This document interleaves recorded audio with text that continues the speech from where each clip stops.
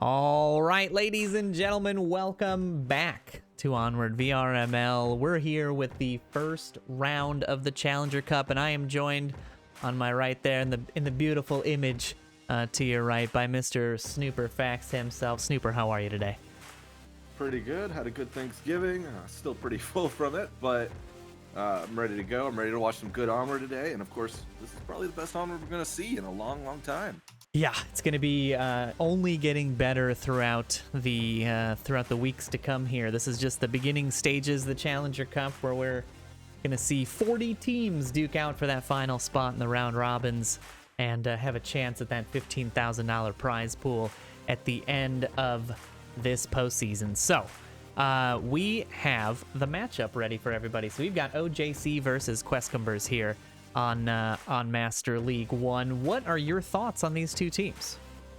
Well, the Questcumbers is a relatively new team, especially compared to OJC, who's been playing in the Japanese league, a smaller league, mind you, but they've been playing for quite a while at this point, and they're very good at what they do. So if I had to put my bets on anyone, it's going to be OJC. That's not to say Questcumbers aren't good at what they do, it's just OJC is probably going to be better. Yeah, I definitely was in the pre-show talking all the OJC praise, and luckily the other caster gentleman gave me the opportunity to cast them in this first round. So I'm happy to see if my prediction, at least in the first round, will come true and OJC comes out on top. But Questcumber is definitely a team that's grown over the season, and I am not thinking they're going to take this one laying down. We do have everybody in the lobby, so we have the map selected. Now, the format, as we'd mentioned in the pre-show, is that both teams will ban maps until there is only one left, and then the home team gets to select. Basically, they would be the last ban, so they get to technically select the last of two maps. And the choice we have, and let me bring this up for the folks at home, for map 1 is going to be Suburbia, but it is not the bright and cheery Suburbia you may know from our standard. They have opted to go with the Suburbia Night version. What are your thoughts on this map, Snooper? Well, Suburbia is a classic map. I think a lot of people either like it or hate it, but most people do enjoy it, especially the day version. The night version is a little bit of a wild card, considering it's a lot darker. It's almost required to have NVGs, night vision, mind you. So it's an interesting pick, especially for the just coming into the Challenger Cup for your first map. It's a bit of a wild card, to be honest. OJC and Questcumbers, I've never really seen them play it, especially in the league, so it's anyone's game, but I think OJC is probably going to come a little more prepared. They're much more organized. They come in usually with the right equipment, especially night vision, so we'll see. We will see. So we're going to let the teams know that they are good to go, and as they come up here, as Snooper handles letting them know that they are ready to kick things off, we're going to bring in the audio and also just really quickly go over the round that you're seeing there on your screen below the map. So that is going to be a live updated round throughout the day, and I'm going to pop the standings up onto the screen here so you can see. So these are not all the teams, but it is the top 15 teams as they currently stand. Obviously, there are no games that have been played yet, so the standings are relatively, I think they're, I was going to say alphabetical, but they are not. But basically the standard. So what we've got going on is I believe you've got Aimless Gaming and Team Kill on Onward VRML 2. And you have got, I believe it is Questicles and Operation 1 on Onward VRML 3. So if you got that multi-Twitch going, do go check those matches out as well. Give them some love. Give the casters there some love. Nightfire and Radar on Master League 2 and Wookie on Master League 3 or Onward VRML 3. So go check them out. Then we've got Dead Logic and WCO, Riot and Warfare, Ground Branch and Demon Killers, Brothers in Arms and VR Loyal Dogs, and finally Quest, Supernatural, and Mankos VR. That is the first round. All the teams are going to be playing all the way through this first round. We're going to follow this matchup until its conclusion. It's just the one map. And then we'll see if we can pop into any other lobbies, take a little short intermissions here and there so we can take a little breathers. It's going to be a long day of Onward for all of us. But then we'll be bringing you round 2 as soon as all of the round 1 matchups are done. So if you see these rounds updating on the various streams, you should have an idea of how many matches are left to go. And that'll give you an idea of how much time you got to go grab your drink or your popcorn or your, I don't know, full 12-ounce steak. I don't know what people eat when they watch Onward, but that would be my guess. So I think we're still waiting on a couple of folks from the Questcumbers side to join the lobby. And we will let them know that we are ready to go as soon as they are. But while we get ourselves set up and we get the team set up, we're going to throw you over to a relatively brief intermission. Don't go anywhere. We wanted to make sure you guys knew what you were tuning in for. But we'll set this timer for about 3 minutes, and then we will be back, hopefully, with some fantastic Onward action for you guys here in just a few minutes.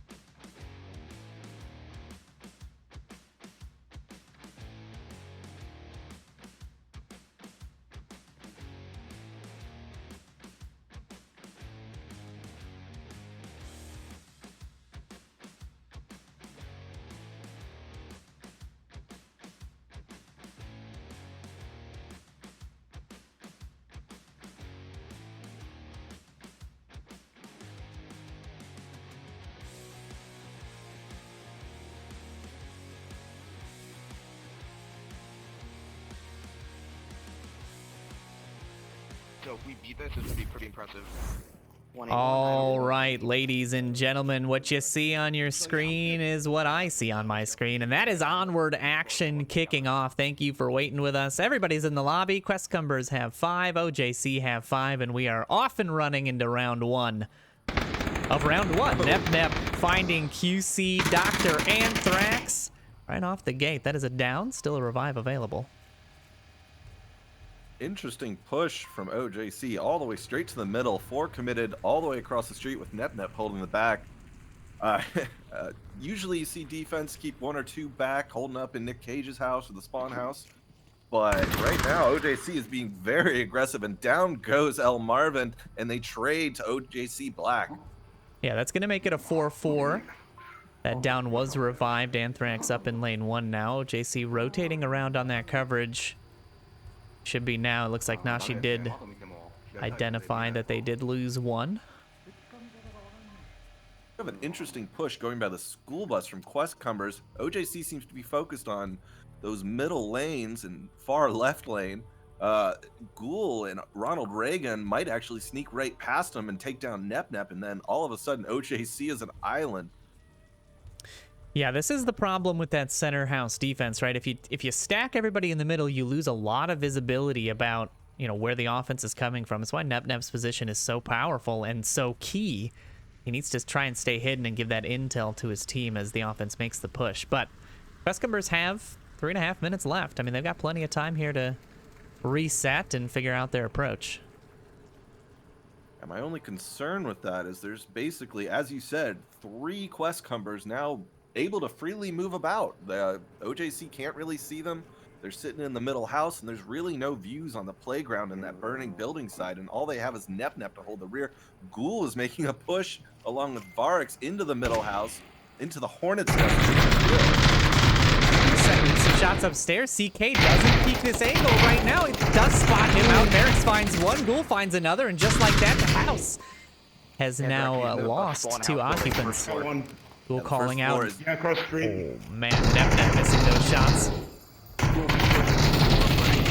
Nep certainly help on that first floor, but it's not as much help as you think. Right now, Questcumbers have full control. They're essentially working out how to keep Nep from shooting at him, while also taking on that second floor with just Nashi jam up there. And if they take down Nashi and get the cap, Nep has no chance. Nashi with a nice little defensive pick there on the stairs.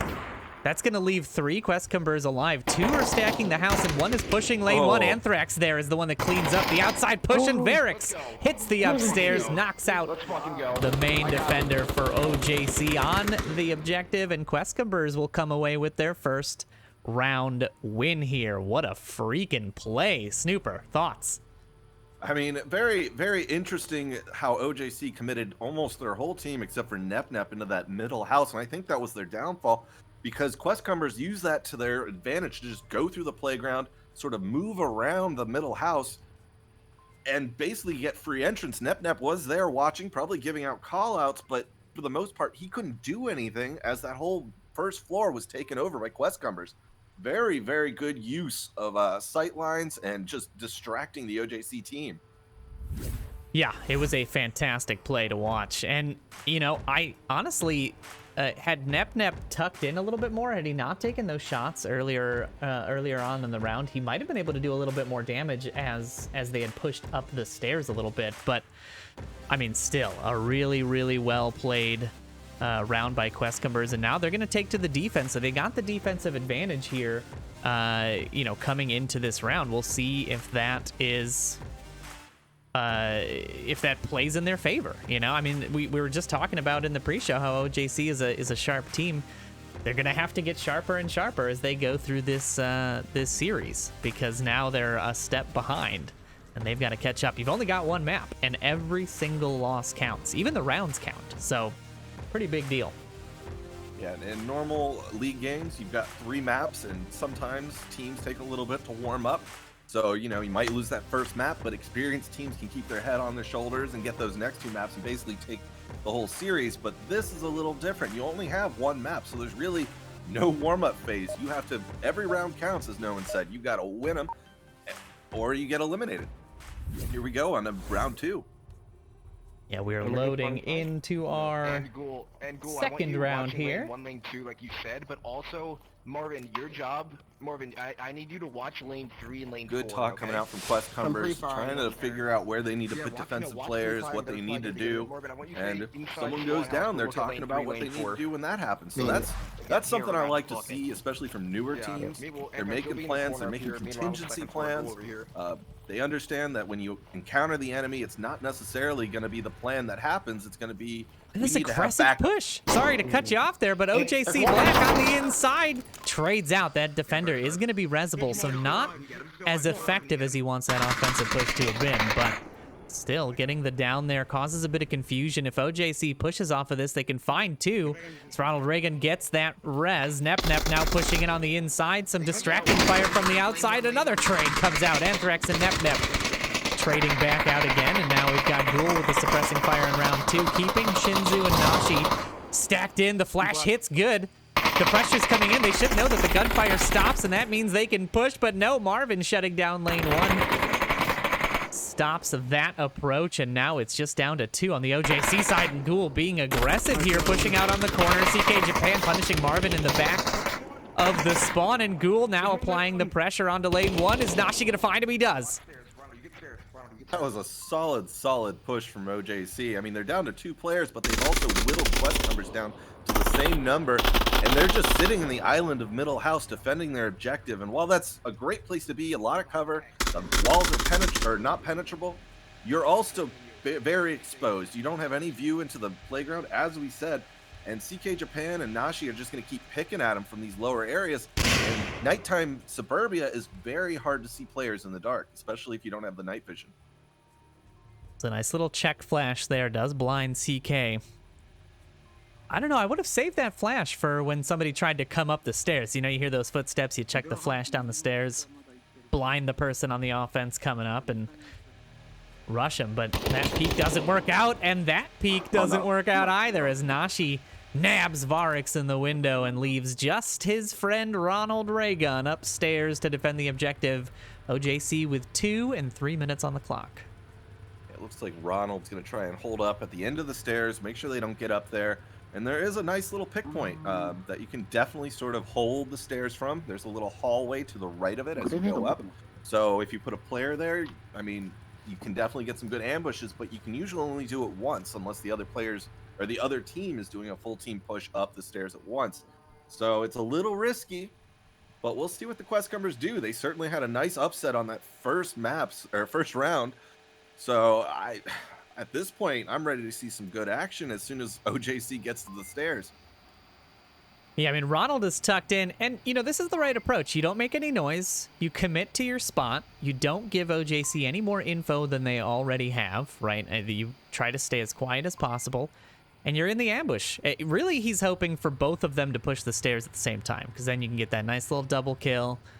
You secure yourself the defense, but OJC is not a team that I can see running up the stairs willy-nilly altogether. You know, I think they're going to have a little bit of coverage on each other's sides. You see Nashi here kind of peeking the different angles. We're going to ride along in his first-person view, see how he decides to make this approach. As I think he'll be one of the first one. He'll be the tip of the spear here. As we saw CK Japan going around the back of the house, making sure no one was coming for the flank, and here he comes up the stairs. Realizes no one's on the right side or left side of the stairs, so he immediately knows Raygun is in the little corner we were talking about, and take the win. It's 1-1 now. Yeah, really nice job there by OJC to keep things even throughout that series. They kept applying the pressure in different spots. First, that center house push had 2 come at it. Then they put a lot of pressure in lane 2, lost 1, traded another.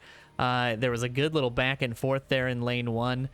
Where Nashi was able to pick up a kill. And then, yeah, as we saw, a nice little double play there by CK and Nashi to put the pressure on the final defender and get themselves that point. So they've evened out a little bit. They didn't have almost any kills from that last round, really. But now Nashi's picked up 3. CK's got 2. Anthrax, meanwhile, for Quest Cumbers has 3. And Varix and Marvin both sharing 2 themselves. So a nice little trade of rounds back and forth. we find ourselves in a nice little tied game. So this is what OJC needed, right? They needed to answer back that Marsoc win with a Marsoc win, because as we know, especially in nighttime maps, the Volk advantage is pretty strong right now. The way that that Volk uniform blends into a lot of these areas is pretty key. So I think you know, OJC is going to want to try to lock these defenses down to try to get the wins. And Questcumbers has been doing really well. I like their offensive push in that first round. If they can replicate that, they have a good chance at taking Suburbia away from OJC. What I find remarkable right now, especially on a night map, is that each team is getting wins on Marsoc. And as you said, Volt can blend into the shadows very well. And right now, Marsoc, they were in camo, whatnot, can be seen very, very easily in the dark. Both teams are losing on the or winning on the Marsoc, which is very, very interesting. Usually it's defensive trades, especially on night maps. And we're on to round 3, by the way. CK Japan laughing, ready to go. What I like to see from OJC, they always have their head on their shoulders and they're ready to fight. Yeah, I don't feel like they have been ill-prepared so far. They have been caught out a little bit by trades, but nothing substantially affecting their gameplay, and Questcumber is sort of the same on their Marsocs. Now, the defenses on both sides have been what I would describe as a little squirrely. They've been a little shifty. Aggressive. Yeah, they've definitely had some interesting positions. I like Nashi's position here, but Marvin looks like he's prepared for him, and the trade will come out in the favor of Marsoc. So Questcumber's gonna be able to get that res. There is no defender covering that particular angle. Still a very difficult res, but the callouts should be coming in. They have to maneuver in there and make sure they're not hurt by Shinzo or Black. Nap with a nice long-range shot, and Shinzu picking one up in lane 1 is going to scoop up 2. The confirm they're coming out. 2 members left of Questcumbers versus 4 OJC. This isn't looking good for the Questcumbers right away. Marvin can get rezzed, but as you said, it's going to be a difficult one, especially with Nep in that second floor, watching any crosses from Raygun. This could be OJC's defining defensive round. Yeah, and this is the further back, right, south garage objective, so it affords the ability for the defense to not be aggressive, right, to not be as far out as they were in the earlier rounds. And so, of course, they get a little bit of love, but Ronald Raygun finds the headshot into Nep's window upstairs of the spawn house, and that's going to even things out just a touch. See a little bit of pressure coming in here from Shinzo. I swapped to his first person. You can see there he was putting up the pressure on the offense. He's peeking the corner, but he doesn't get the shot. And just like that, it's a 2v2 with a res available. Yeah, Questcumber's bringing it back. Let's go revive. Yeah, they're going for the revive, and that's a smart thing right now. They've eliminated enough of OJC that they can confidently go in, get Marvin. There's a question as to whether he'll bleed out before they find him, but they can definitely do it and put it as a 3v2. And OJC Black and CK Japan, they're in good places for defense, but with 3 players on Questcumbers, they can maneuver around, they can flank, they can get refrags, and if it just comes down to trades, Questcumbers can win it. Yeah, they are playing a bit of game of hide and seek with their final player here, using that tablet to identify his position. That is the hard thing about night maps, is it does get a little difficult to find your down team member in the dark. But it all slows down now. I mean, Questcumbers have 2 minutes left. They've got enough time to get the res off. Be a little careful about it. I still say, hopefully, El Marvin doesn't bleed out before they get there, and he does. Yeah, and that's unfortunate. Now it's a 2v2 to Questcumbers. I mean, they essentially let him bleed out, so that's unfortunate. Bleed out. Yeah. Now it's a 2-2 flat. I mean, that was, you know, plenty of time, but of course, here in the casting desk, we see all the highlights, we see all the names, we see everything. Whereas these guys, I'm going to give you a bit of a visibility. This is what the players would see, more or less. They get none of those highlights. They get none of that information. So very difficult to spot defenders, especially.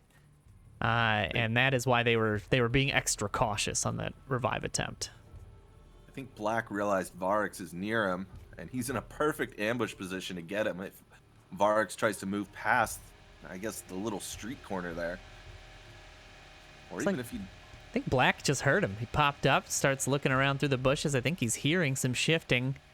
He does. He's ready for it. And There it backs is. right into him.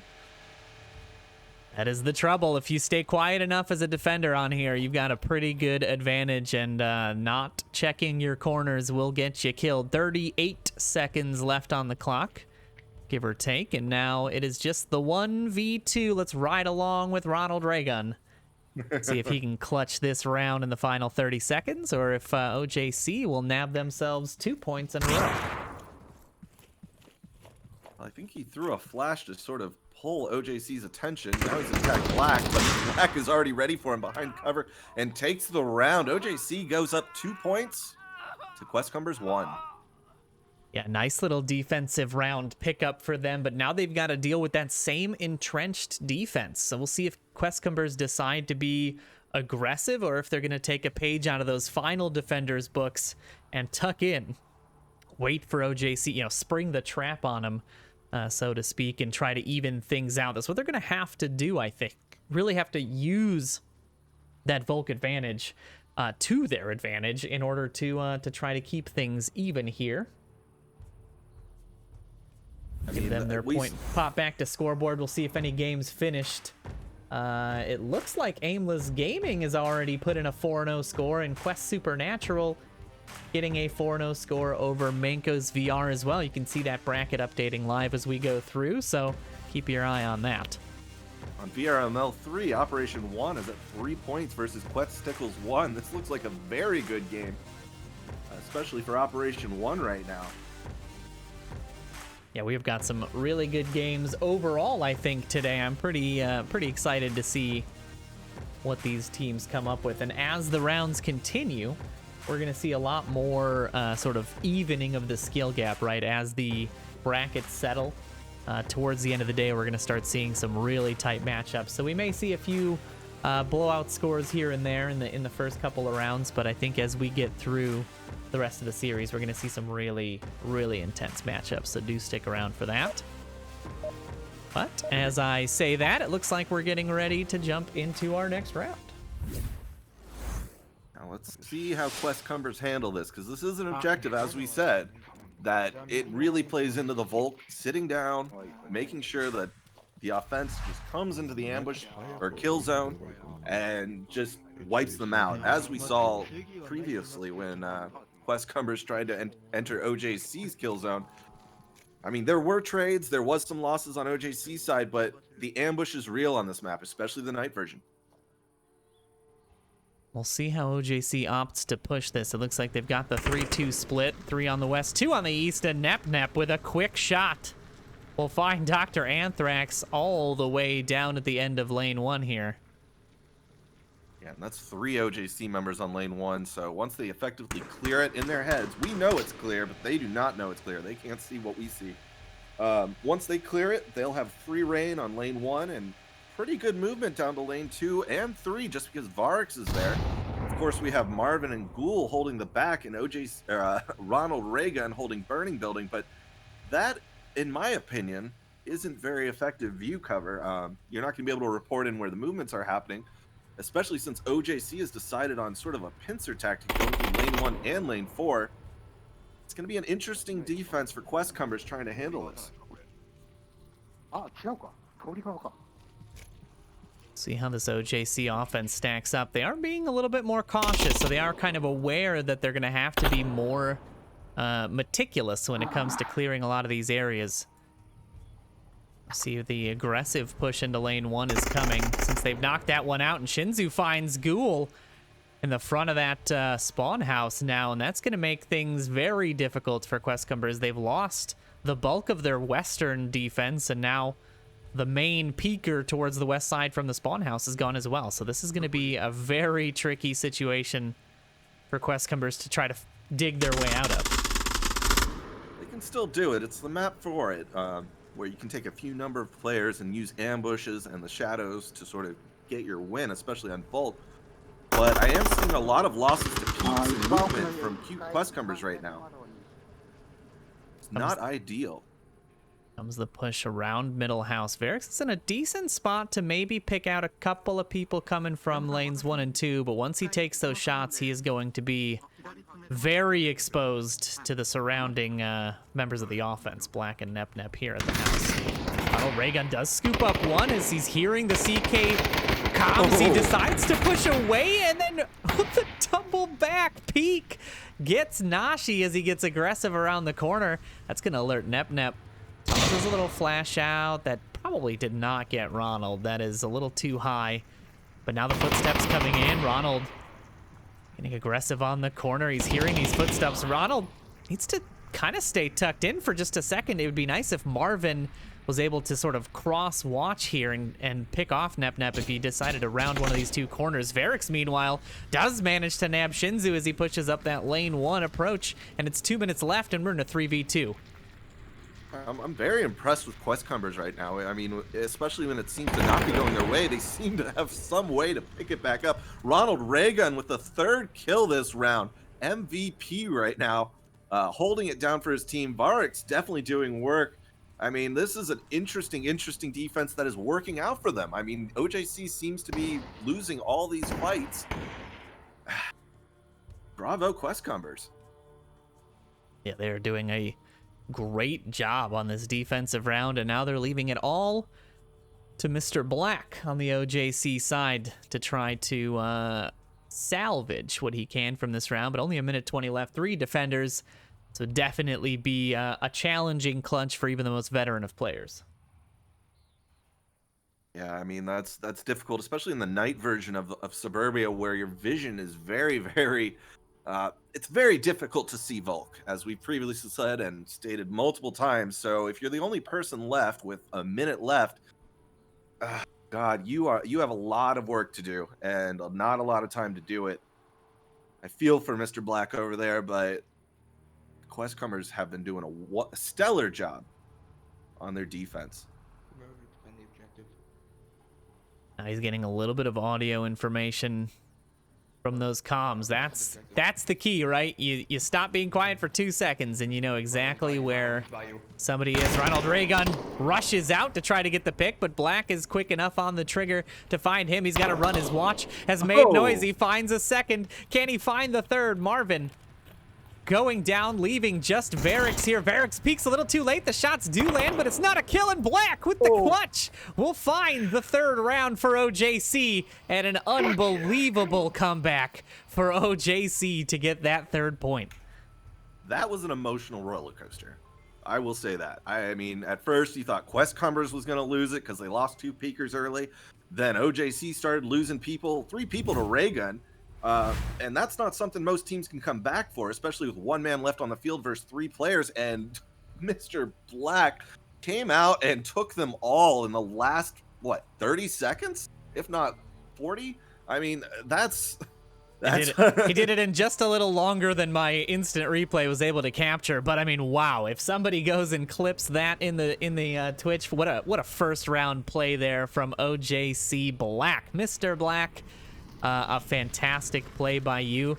I mean, you know, Questcumbers had that wrapped up, but that little bit of extra communication at the end gave Black just enough information to be able to react to where those defenders are, and he just found the shots, lined them up, and there you have it. He's got that 3rd round in the bag. So, wow, just freaking wow, Snooper. What a great round that is. Now OJC goes on to the defense. They've got, 1 more round to go to seal up this round 1 win. And Questcumbers on the back foot. Do you think they have what it takes to bring it back? I mean, we've been seeing some miracles from Questcumbers today, and as long as they keep their heads on and keep pushing forward, I think they could probably take it back. Granted, it is a long shot considering how many rounds they have to actually win to take this series or the map, but we could definitely see that. But knowing OJC and their experience, I think OJC's got this as long as they don't go crazy with everything. But they're a good team, and right now, yeah, they're gonna win. Okay, we are into our 5th round. Let's see what happens with Questcumbers' offense here. They are starting off in what I call lane 3-4 spawn. Quest cumbers have easy access to lane 3 and 4. Free Fire comes out. Getting over to lane 1 and 2 is a little more difficult just because it takes more time and you're going to encounter more defense. And because I've gotten killed there twice. Before they can get there. And there goes Ghoul from NepNep's AK-12 shooting from the second floor of the spawn house. Yeah, that lane 3 approach is very difficult.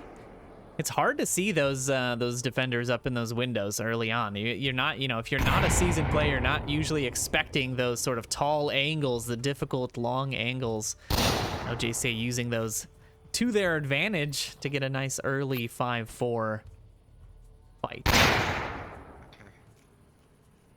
Here we go, Marvin going for a push. A little hesitation there, but he's trying to get in the middle house, which there is no OJC members, but he does not know that, so he's got to do a good clear, and Mr. Black is sitting there waiting for someone to come to the first floor to essentially just wipe them out. And this is OJC using the shadows, using the color of their map to their advantage. They're camoing into the shadows, being essentially shadow ninjas, and that's what you need to do. If you guys are picking a night map, take every advantage you can get. He's making just enough noise to give Black the information. Will he be able to peek this quickly enough and quietly enough to nab this kill? We'll see. Ooh, Shinzo take two sets of shots coming out there. I thought that was just one, but no, 2 picks from the defense are going to bring the Quest Cumbers down to 2. Marvin going down to Black's tight angle onto the stairs. You can see the idea that he was going for here, and it was great. But as I say that, Anthrax getting knocked out is the final member of Quest Cumbers, and OJC will take the first round here with a 4-1 score. OJC definitely showing their experience, locking it down, and making sure their defense was solid. They didn't lose a single member on that last round, and that just shows the veteran mentality. Just keep pushing forward on to the next round, hit it hard. Hit hard indeed. Well, a fantastic series. Let's take a look at the final scores here. So 4-1 on Suburbia Night. It looks like we have checked in a few extra games. So Dead Logic was able to sweep WCO with a 4-0 score.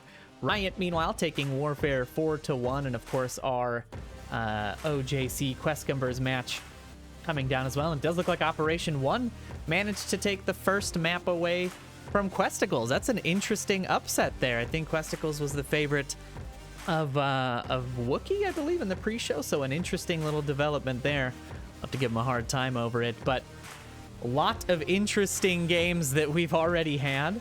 But we are just going to wait for these final matches. I think there's just Brothers in Arms, Loyal Dogs, and Ground Branch and Demon Killers that have to wrap up their rounds. But in the meantime, we're going to go see if we can pop into any of those games. If we can, we'll be back on live on this channel in just a few moments. If not, we'll take a short intermission as the second round gets set up, and we'll be bringing you the next matchup here pretty shortly. So grab a drink, grab some food, check out the other channels, and we will be back in just a few minutes. Don't go too far.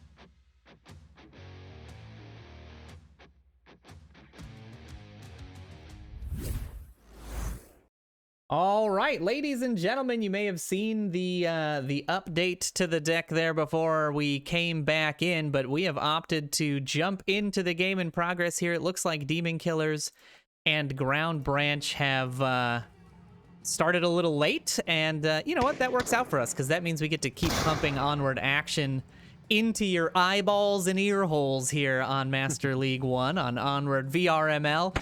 We got a little surprise guest as we wait for our rounds to clear. We've got Wookie from Onward VRML 3 joining us on the analyst desk here for the Ground Branch Demon Killers game, as well as Snooper still on the co-casting desk with me. So welcome, gentlemen. But we are in to this series already, where it looks like Demon Killers did manage to nab their first defensive round, and now we are into the second round as little Sayonara finds Mei Mei. GBT finding American Flat Cap. A nice little refrag by Love and Regret there will find one. Meanwhile, GB Mystics nabbing another one in lanes 4 and 3. So it looks like there's going to be a res available there, but not going to be possible as Mystics pops up and finds 2. And just like that, we're in a 4v1 here. Ground Branch looking to take their second round.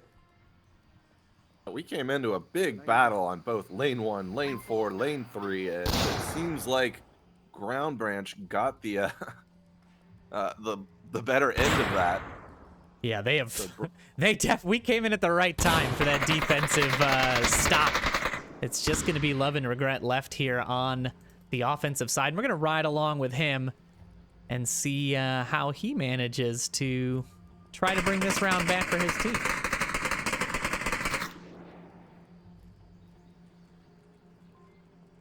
All down to our last player. And as we saw in OJC versus, the last player can definitely make a difference. Mystics is definitely pulling the attention of Love and Regret, but Love and Regret might find a flanker behind him by, who is that? Ollie Howden. Yeah, looks like Ollie's on the hunt for this final member. This is the thing is, once you've got that advantage, once you know you've got plenty of picks, you can get a little bit aggressive and find that aggressive flank like Ollie just did right there, securing Ground Branch, their tying point in the series.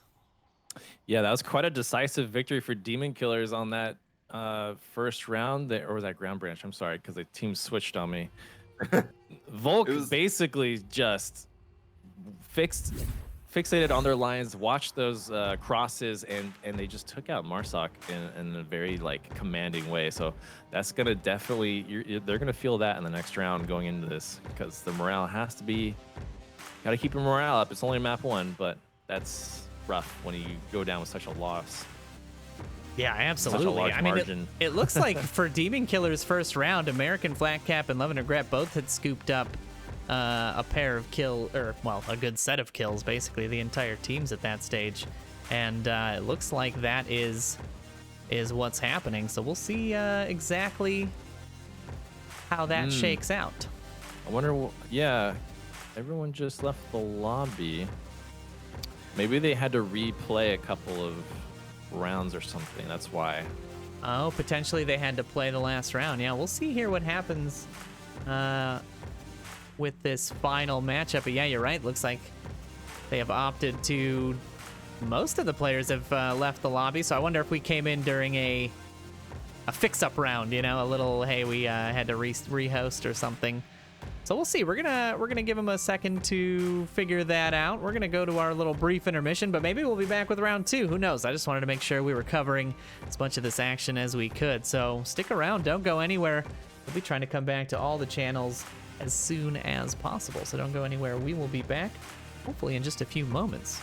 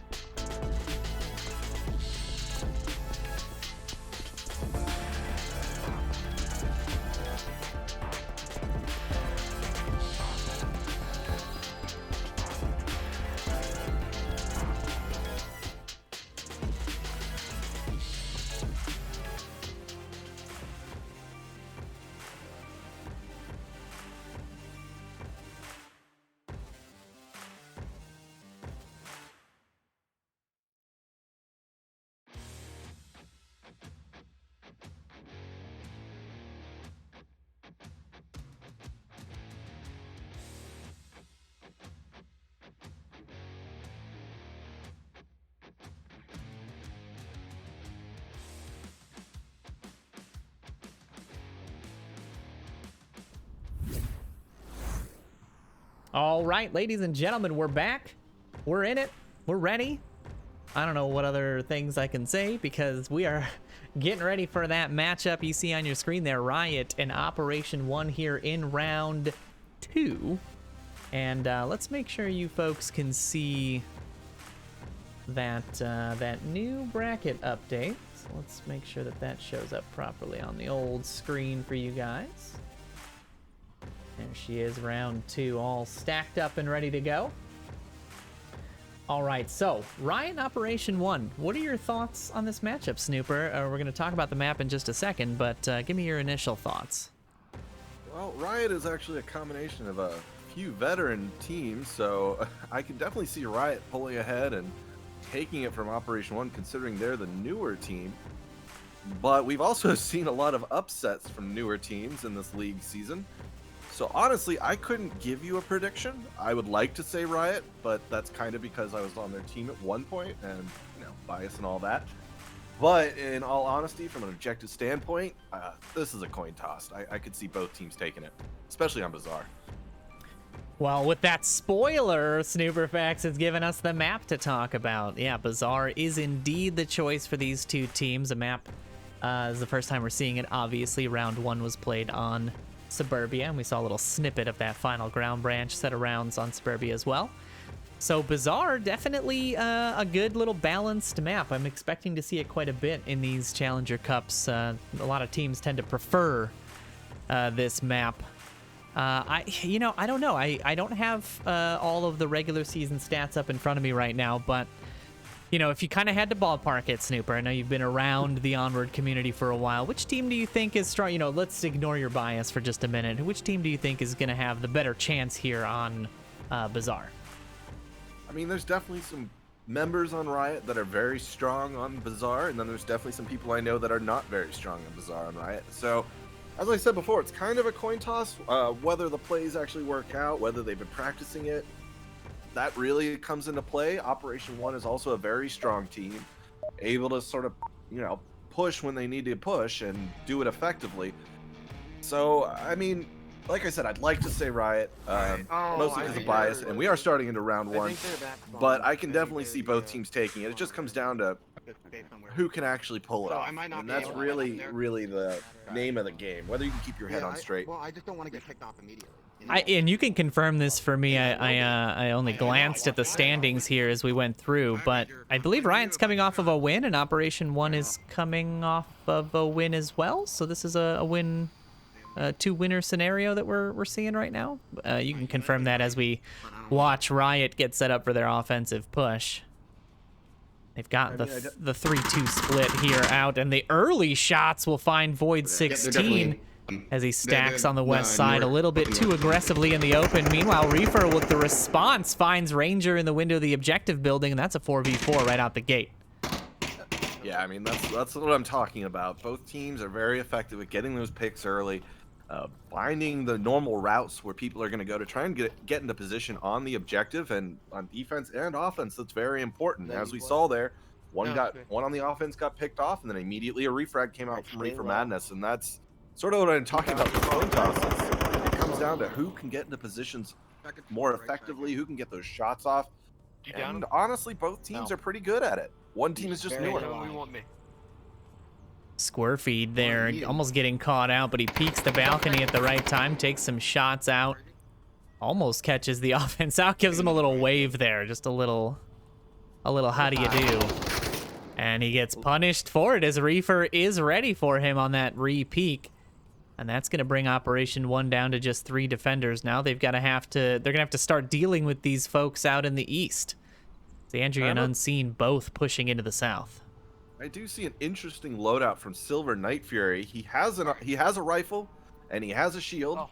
So I assume he got that rifle from their first down player, but it is the shield. He scooped that shield up from that first down player. So yeah, we saw him pick it up and carry it. So yeah, he's got the double stack now. He's got the defensive abilities, and he's also got the rifle for when things start to get really intense. And we'll see what happens here. Is I think Galaxy Susan did spot out the offensive push. Night Fury as well, giving that call out to Reefer Madness is going to give him the intel.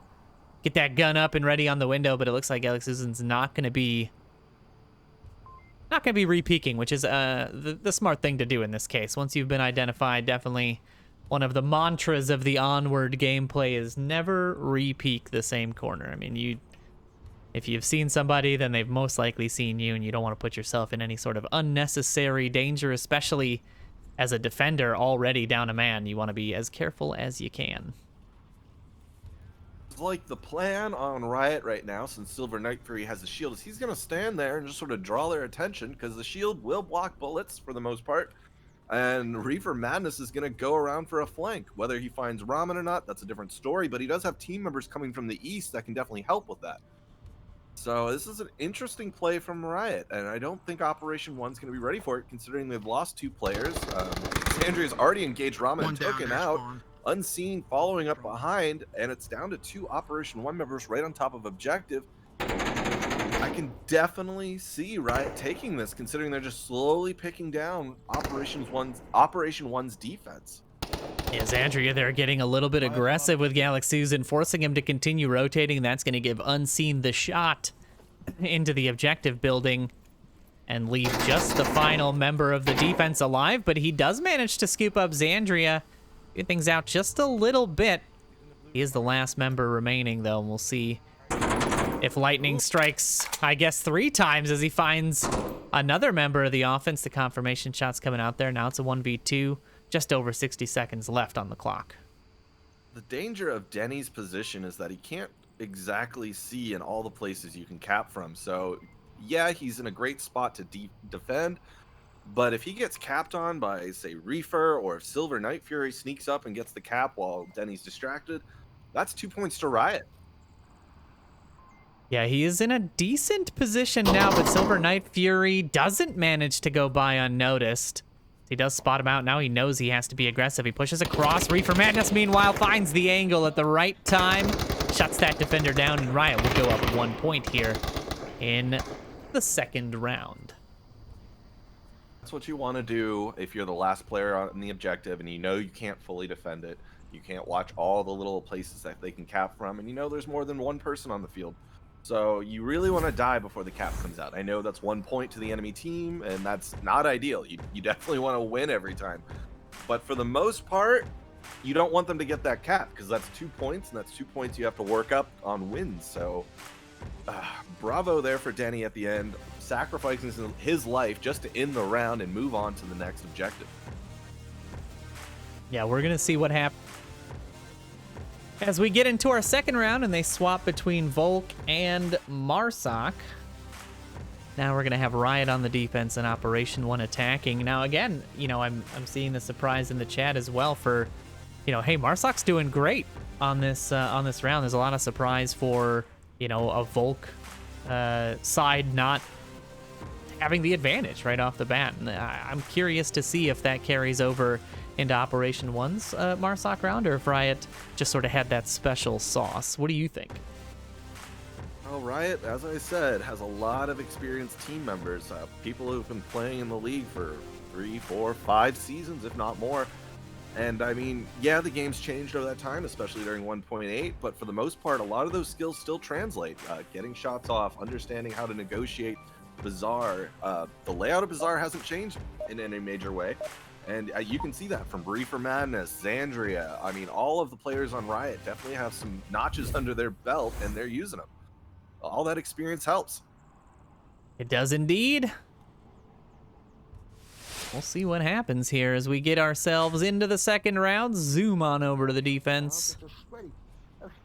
Take a look here. They're definitely happy. They're ready to go, especially off a win. Hopefully it doesn't get to their heads, because if you relax a little bit, the offense can definitely take advantage of that and start picking you down. Yeah, you got to keep your guard up, you know, especially in the Challenger Cup. You never know what a team's gonna, you know, they don't always do regular season play, so you just never know what you're gonna see. Yeah, I mean, every map counts. You can't lose a map at all, otherwise you get eliminated. So it's a different kind of play style. You can't just sit there and be like, oh, this map is done, let's move on to the next one and we'll win in the next 2. Like a normal league match, you got to play to win every time. Throw my straight. Like Now, this East push, we see it's undefended from Riot, but obviously Operation 1 doesn't, and they're being very careful to make sure that they're watching all the corners, all the places people could be. He saw me. Being a little aggressive for it, to be honest, because I usually expect someone to be over here ready to ambush, but of course we know Riot's not there to do that. I think Reefer Madness is the only threat they have besides Silver Night Fury, but Silver Night Fury's in a place where I don't think he'll see them. Xandria finds Denny, but Silver Night Fury here has a great opportunity to find 3, but he just manages to scoop up 1 as the rest cross into that southern area. And now the pressure comes in from Reefer Madness, who unfortunately doesn't make it inside the building in time. And now that is going to be the evening shots that give Operation 1 their edge back here a little bit. Riot does have a res, as well as Operation 1 having a res on that far west side, but that is going to be a very challenging res to get. I'd still go for it, honestly. Yeah, he's close enough. The tragedy of that was Reefer Madness was going for a confirm on someone who was already dead and revealed his position. And of course, he paid the price for that, as we see. He's now down. Riot's doing a little repositioning on the objective, realizing they're down to 3 members, or 3 active members and 1 res, or 1 down member. Ranger's approach here is really interesting because there's not a lot of coverage on this side of the objective. I mean, Unseen will likely spot him out, but he could kind of be a little sneakier. Galaxusen finds Reefer Madness's confirmation there on the street, and that's going to take the res off the table. Void now making some callouts. Should give Ranger the information, but he's going to need to deal with Unseen as he rounds his corner a little bit. Did he spot him? Here's the footsteps. Ranger definitely revealed his position when he fired some shots at someone. Whether it was Unseen or not, I don't know. Oh, and Ranger finds Unseen. It's down to Void and Xandria. But He's got Pat out. In a great spot. Ranger's got Pat out. Xandria on the defense there, but Ranger's punching in the code, and Void's not That's a checking the cap. side. Operation 1 grabbed themselves 2 points right underneath the nose of the defense. I'm glad I was sticking around there. I had a feeling that was Ranger's plan all along, and it works out quite nicely as he picks up that kill and the cap to give them 2 points. Once the enemy team or the Marsoc team gets that close to the objective, you generally want to tighten it up, make sure you can see all areas that they can cap from. Otherwise, that will happen. A sneak-in cap is all they need to get those 2 points. You're not going for eliminations. This isn't about KD ratio. Yeah, they're kind of tracked, but to be honest, it's all about those final points. You can get the cap with no kills, little deaths. It doesn't matter. You still win the round, and you get your extra point. That is absolutely true, and the objective will now shift. So Operation 1 goes into a, well, let's call it a perceived Volk advantage, because I believe that this particular objective that they're going to be defending is not favored for Volk. But it is going to be the Kayat North center objective that they're going to have to defend. But if they can scoop up this defensive point, they'll be right on the cusp of winning this second match against Riot. So Riot's got to pull out all the stops. They need to win this Marsoc round. Ideally, they want to cap and bring it back to Volk advantage. But right now, I think they just got to focus on making sure that they cinch up the round no matter what, because a 2-point deficit in the Challenger Cup can really spell disaster. I mean, you generally, I mean, in a normal league match, you got 3 maps, so a 1 cap is not as devastating as, say, in the Challenger Cup, where this is the only map you get to play before you get eliminated. So Riot's got to pick it up here. I mean, if they want to win, you got to bring it back. You got to get back that extra point Operation 1 just got from that cap. And, I mean, that's a lot of points in consideration. Especially on this objective, it's a little hard to get in there and get the cap, especially if they're defending both floors. That's the interesting thing of this objective, is they can cap on both the first floor and the second floor. Defense starting to stack up a little bit. Looks like they're pushing heavy on the eastern side, and that is the right call to make as Denny finds a quick down onto Void as they pushed across on the eastern side. That is the bulk of the offensive push. Alright, cover. I'm gonna revive him. I believe they can get the res pretty safely now. Oh, but Reefer getting a little too peaky, punished as well. Denny He's resable, peeks. though. Yeah, a really great play by Denny there to rotate and find the pick from a different angle, apply the pressure from a different angle. Void there going down definitively this time as he tried to go out for the res. It did not work out. Meanwhile, Xandria and Galaxusen both trade out completely on the western side. We'll check in with them in just a second here, but I like Denny's aggressive push. He could have waited for Silver to push out a little bit more, but now Silver's looking for those shots underneath. I think he wants to grab him underneath the... Oh, this is this is as close as it's going to get. The shots coming out on both sides of the tires. The Humvee, the only thing keeping Denny alive here. If he can scoop up this final kill, he will have himself a nice little 3-piece, and the assist from Squirfy will come in and secure that eastern side for the defense. Operation 1 looking great right now. Meanwhile, the res coming out for that player on the western side, as well as for the offense. Riot now back up to 2, but Operation 1 back to full force after a great play by Denny there. Yeah, 5 members on defense, first 2 offense is a rough deal, especially with only 3 minutes left. Xandria and Unseen have a bit of a job to do ahead of them if they're going to get a cap, but it's been done. I've seen people take advantage of the limited sight lines, all the alleyways and whatnot, and get caps, get elimination wins with a low player count. So we'll see what happens. on this objective, it is one of those things that I've seen happen more often than not, is that when a team has a lot of defenders left, they tend to be looser. Like, they don't tighten up the defense. They kind of assume that there's coverage. And so I've seen teams get punished for being too lax. And I wonder if that could happen here to Operation 1. Squirfy being the first one to go down to Unseen's northern approach here is going to make it 2v4. Now we'll see if Xandria can win out against Galaxuzen, who is getting a little peaky on the outsides here. Looks like Xandria is making just enough noise to give Galaxuzen the info. Galaxuzen pops up over the top. Xandria spots him, doesn't land the shots, though. And now he's forced to rotate out. Galaxuzen's ready for him. Is he going to do the re-peek? He is, and unfortunately, it goes the way of the defense, leaving just Unseen to deal with the remaining 4 members of Operation 1. Got 2 minutes to do it, though. I mean, we just saw Black from OJC clutch a 1v3 in the final 40 seconds of that Suburbia round, so definitely possible. This is just 1 extra kill. We'll see if Unseen's got what it takes.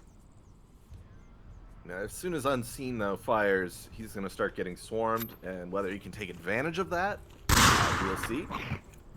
It's definitely a bit of a gamble. You don't want to go in a head-on fight, especially in Bazaar. We'll see what Unseen can do, because Operation 1 definitely doesn't know where he is. Yeah, was that your flash? Communication between the defenders.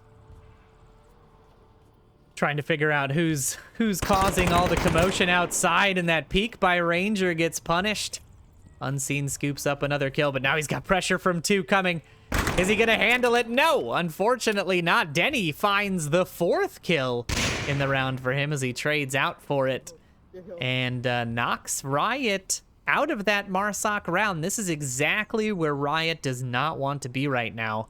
In a 3-1 scoreline, down 2 points, excuse me, and having their opponents on match point. Can Riot bring it back? They've got the defensive advantage this time around, but is it going to be enough, Snooper? I mean, this is definitely not a place you want to be, especially if your Operation 1's potential last round is them on offense. I mean, they can cap, they can get extra points. Riot only has the potential to get 1 point off of this, and then they have to win a Marsoc round, if not another defensive round to win it. So they're definitely the underdogs at this point. They've got a lot of work to do ahead of them if they want to bring this back. So I don't know. It's not insurmountable. We've seen teams come back from greater deficits. Obviously, it happens all the time in regular season. But, with Challenger Cup, there's so much pressure. You have to adjust to so many different play styles, right? You're changing every map you play. You change the play style, based on your opponent.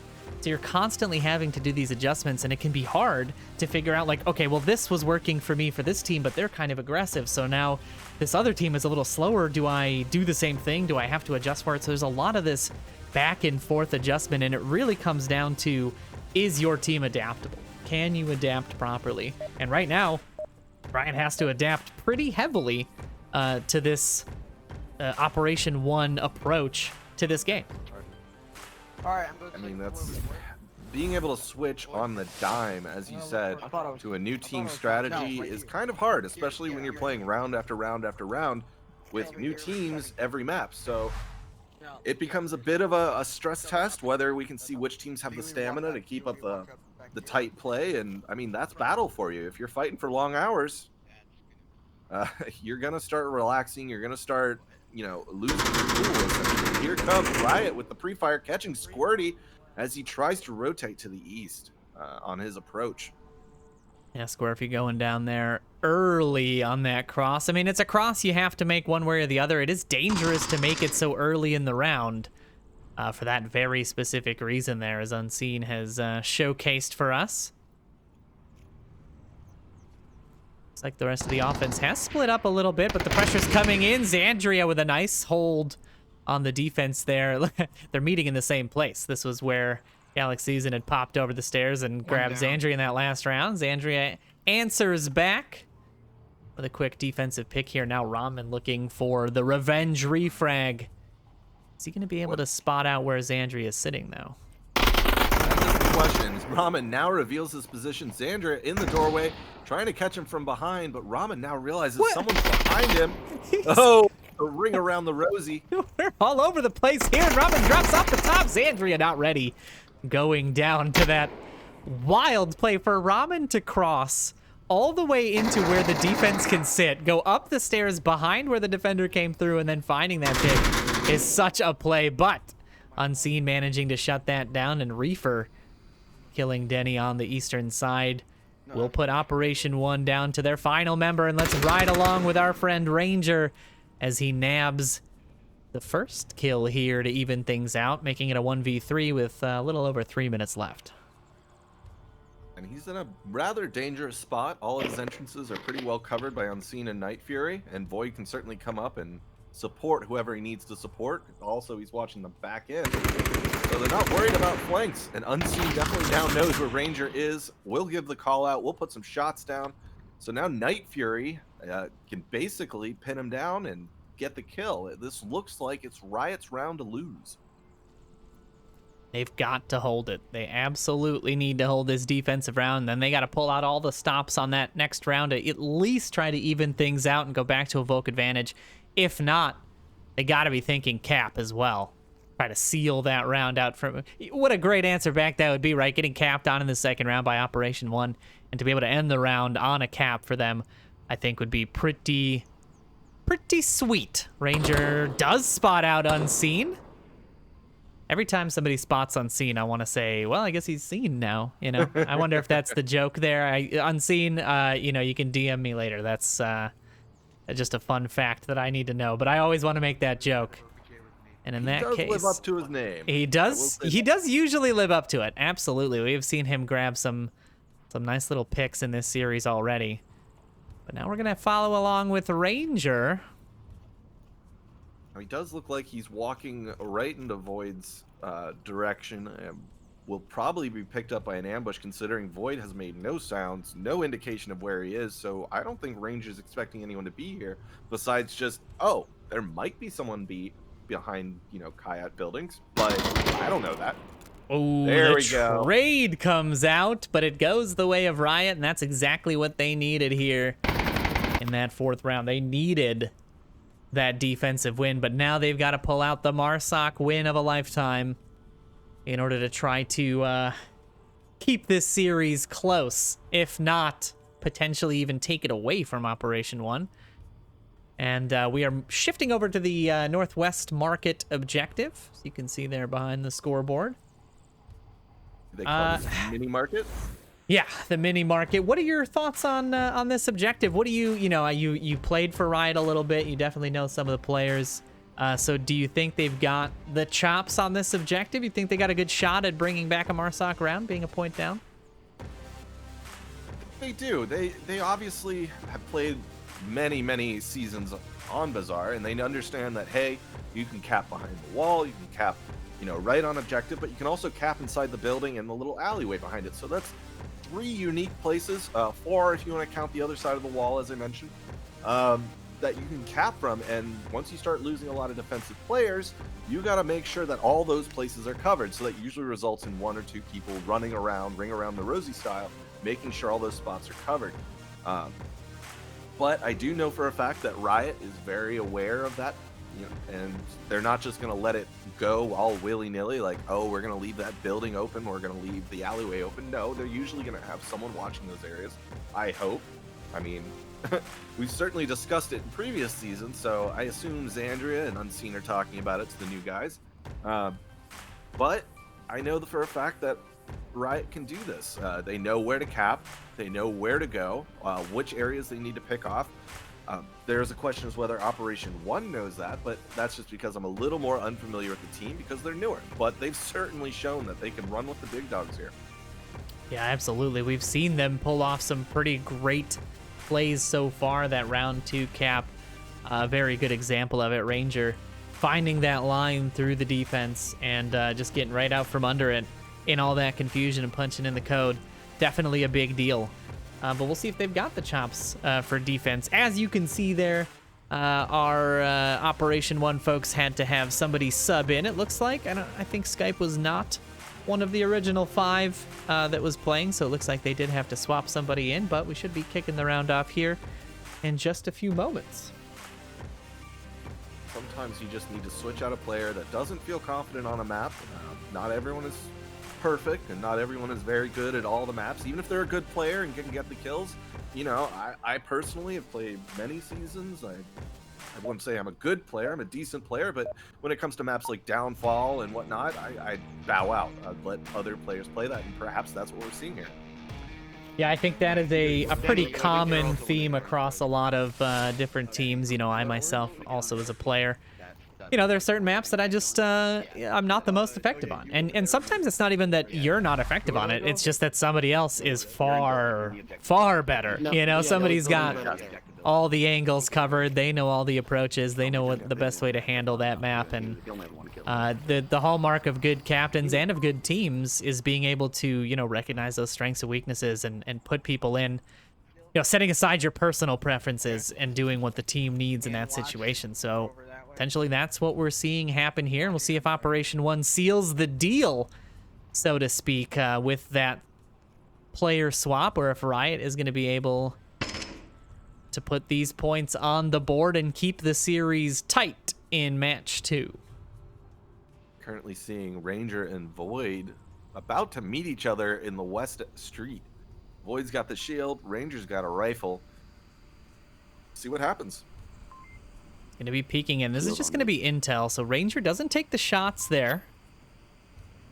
Primes the grenade. He's going to go for the frag. That's not quite far enough, but that is going to give Void the information that, hey, I've been spotted. Somebody knows I'm out here. Yeah, the trick is, though, with that mini market is there's so many little stalls and whatnot, is just because a nade went out doesn't mean you know where that person is.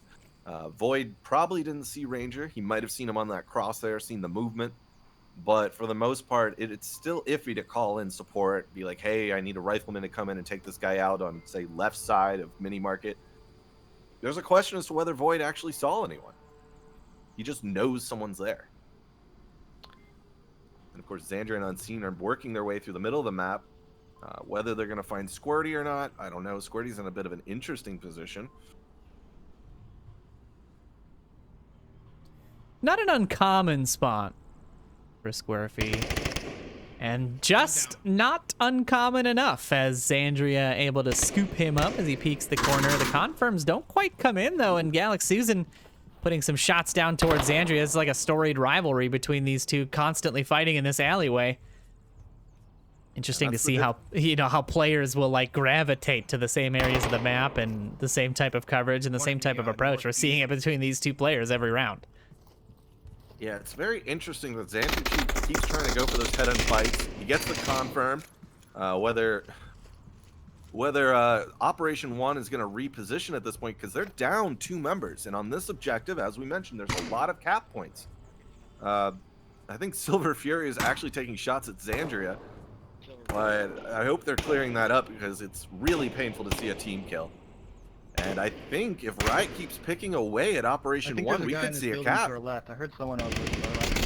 A lot of pressure coming in. Galaxy Susan does manage to nab the first pick for Operation 1 there, knocking Reefer Madness out off the corner. And that's a big pickup, because that is a dangerous spot for somebody to be in for Cab. Xandria going down as well as the flash comes out from Galaxy Susan. Skype, the player who just swapped in, finding that pick.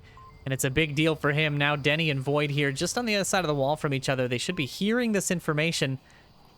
If Denny goes down, that's going to be a lot of open ground for Riot to use to try to approach on this camp. He tucks in just in time, unseen. Doesn't seem to have spotted him yet. To be walking to a bit of a kill zone, though. We got Skype and Galaxy Susan. Yep. There it is. Skype finds that pick across the street. And that's going to swing things in the direction of Operation 1. They were just in a pretty big disadvantage, and now they've swung it the other way. Riot has to find their way around this situation. The shots ringing out from Denny are hitting Void's shield here, who's pushing this corner. Now this is the distraction that they need. Silver Knife Fury needs to react off of this and find a way across the street. And that's big right there. He They does don't know Void. He finds the pick, but I mean, this is Galax Susan's defense to hold or not hold. If he can't find the shot of Silver crosses, or if Skype doesn't spot him out in time. Oh, Skype just took a shot. Oh, and Void takes Skype 43. Galax Susan is now the only person left on defense, and as we said, once you're the last person left, you got to make sure there's no one capping, and there's 3 or 4 cap points that you can't see at one time. So this could be a cap from Riot. He pushes out. He tries to stop the cap, but there it is. Riot with the nice teamwork at the end there. A fantastic play. They were just talking about how that was such a close save and a really fantastic job by Riot to just keep that pressure on. Wow, what a great round that was. Yeah, I mean, they successfully disassembled that defense to the point where Galax Susan had to move out of his really nice pick point to guard the objective, and that's what you want to do. You find the hard point. You don't necessarily want to lose that many people to that hard point, but once you figure out where that guy is, you need to start disassembling the weak points and stop focusing on him. And that's what Riot did, and they successfully brought it to a 3-3. We have not, managed to disappoint, I think, today. I think we, just talking about it early on, hey, can they come back? We have seen comebacks happen, and here it is happening right here. Match 2, Riot bringing it back from a 1-3 deficit to even things out with Operation 1. Now they're on the defense. They're on the defense for this mini-market objective, which is arguably a very Volk-sided objective if you play it tight and have good communication with your team. Yep. And now they're poised to take this map away from a team that was pretty much leading the entire game, aside from the first round. So, holy cow. I mean, I know that this action is fantastic. I know that the action going on the other channels is probably equally as good. So hopefully you guys are tuning in to Onward VRML 2 and 3 as well. We can see a couple of the matches have wrapped already. We've got Questicles taking a 4-0 win over Warfare. Aimless Gaming with 4-0 over Ground Branch. Brothers in Arms with a 5-1 score over OJC. And Dead Logic taking a 4-0 score over Quest Supernatural. So quite a bit still of these big upsets, these big score gaps. I wonder when things are going to even out, if they're going to even out. These teams seem to really be figuring each other out quickly and early. Interesting to see the new teams come and compete and run just as hard as some of the veteran teams. And a reset comes out, usually meaning someone dropped or maybe they didn't have the right loadout. So yeah, it looks like they are missing one player on the Riot side. So what we're going to do, and just to build the tension a little bit more, because you know how much we love to do that here on these channels, we're going to take just a really brief intermission as we get everybody into the lobby. So don't go anywhere. We'll be right back with the final round of Riot versus Operation 1. I want to see in the chat what you guys think is going to happen. Don't go anywhere. We'll be right back.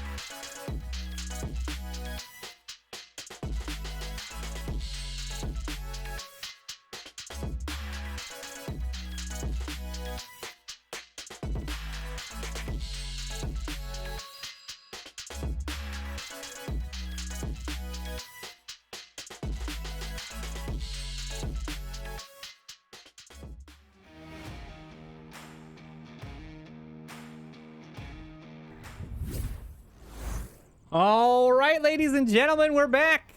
A short break indeed as we get ourselves into the final round. The team's just out of spawn, just getting set up, and let's see what happens here between Riot and Operation 1 on this final point in Match 2 of the Challenger Cup Group A Series.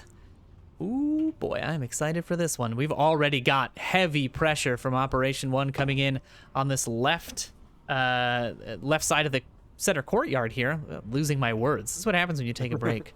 Folks, Yeah, you just lose all control of the English language. Galax Susan applying the pressure, Skype in the south courtyard. Galax Susan really applying the pressure, putting the shots down towards Reefer Madness. Dangerous push here. And now Galax Susan and Xandria meeting again in the same hallway. This is the 4th time we're going to see them battling it out here. And we'll see who wins this particular series. Galax Susan opting not to pop up over those stairs. Xandria now resetting a little bit. Reefer Madness sending those shots out towards the North Street, is trying to apply the pressure as much as he can. Galax Susan now pushing in. Xandria could peek this right now, but no. Stays tucked in and decides to hold the angle instead. Ranger, meanwhile, trying to get shots down onto Reefer's position. He's already rotated out. He's now inside of this building, this courtyard. It was the smart decision. He was getting a lot of pressure, and those boxes are penetrable, so eventually just the sheer volume of fire will take down Reefer Madness. He does see Ranger cross, but he is in a good spot to catch Galax Susan if he tries to make it over anywhere. So Galax Susan is in a bit of a state where he can't push forward, especially with Unseen behind him. But Unseen will be revealed to Ranger in about 2 seconds. Whether Ranger sees him or not, that's a different story. Unseen does blend in very well there, but no, Ranger does see him. And it's a trade between Galax Susan, Reefer Madness, and Unseen and Ranger. Yeah, that is going to knock out only 1 for Operation 1, but 2 members down for the defense. Xandria, though, with a very nice pick on Skype as he pushed out into that courtyard. That patience from Xandria paying off. Our resident caster friend turned player today, finding that pick, evening things out just a little bit. Now it's a 3v3. Void here should be spotting Denny any second. This is right on the cusp. There it is. And Void does manage to spot him out, but is Squirfy aware of that position? He is. Xandria, meanwhile, scoops up Ranger in the north, and that's just going to leave Squirfy with 2 minutes. We might see a cap from Squirfy. He's close enough, but he decides to go in the blue room and take it a little slower. If he charged the objective and put the code in fast, ooh. No, Silver Night Fury with the team kill, making it a 1v1. This could be the mistake that gives Operation 1 the game. If Squirfy can stay quiet and find the shots, the defense now down to just 1, and is Silver Night Fury gonna check the objective on this side? If Squirfy just puts his gun away, gets the pad out, he can put the cap in, get the extra points. What's gonna happen here? Is he gonna check the corner? Squirfy's got the gun up, he's looking for him, he spots him out in Operation 1. Will find the kill in the end off of that just devastating team kill, Snooper. Yeah, that was rough. You never want to do that. I understand pressure's rough. You're in the last round. You got 2 people up. You hear someone charging down the line, but you really want to make sure that that is your teammate or not. And that didn't happen. I mean, you gotta feel for Riot there. The pressure mounts. You know, it's happened to all of us. You know, Silver, when you're watching this back later, don't hit yourself too hard. We've all done it. We've all killed either the capper or one of our last defenders. I mean, what a fantastic effort from Riot there in match 2. Bring it all the way back, but just that little bit of luck and that patience by Operation 1 is going to give them the round in the end. Wow. Okay, well, we are going to go prep ourselves for round 3. As you can see, most of the matchups are all but wrapped up. We're going to check in to see if there's any matches left that could be cast, and I'm sure the other casters on the other channels are doing the same thing. So we're going to go pop into a brief intermission once again. Hopefully no more than, let's call it, 10 minutes. But hopefully we'll be back before that countdown timer expires. So don't go anywhere. We've still got 3 more rounds of Group A Challenger Cup action to bring for you. So plenty of Onward left. Go refill your drinks, get your popcorn, and we'll see you back here in just a few minutes.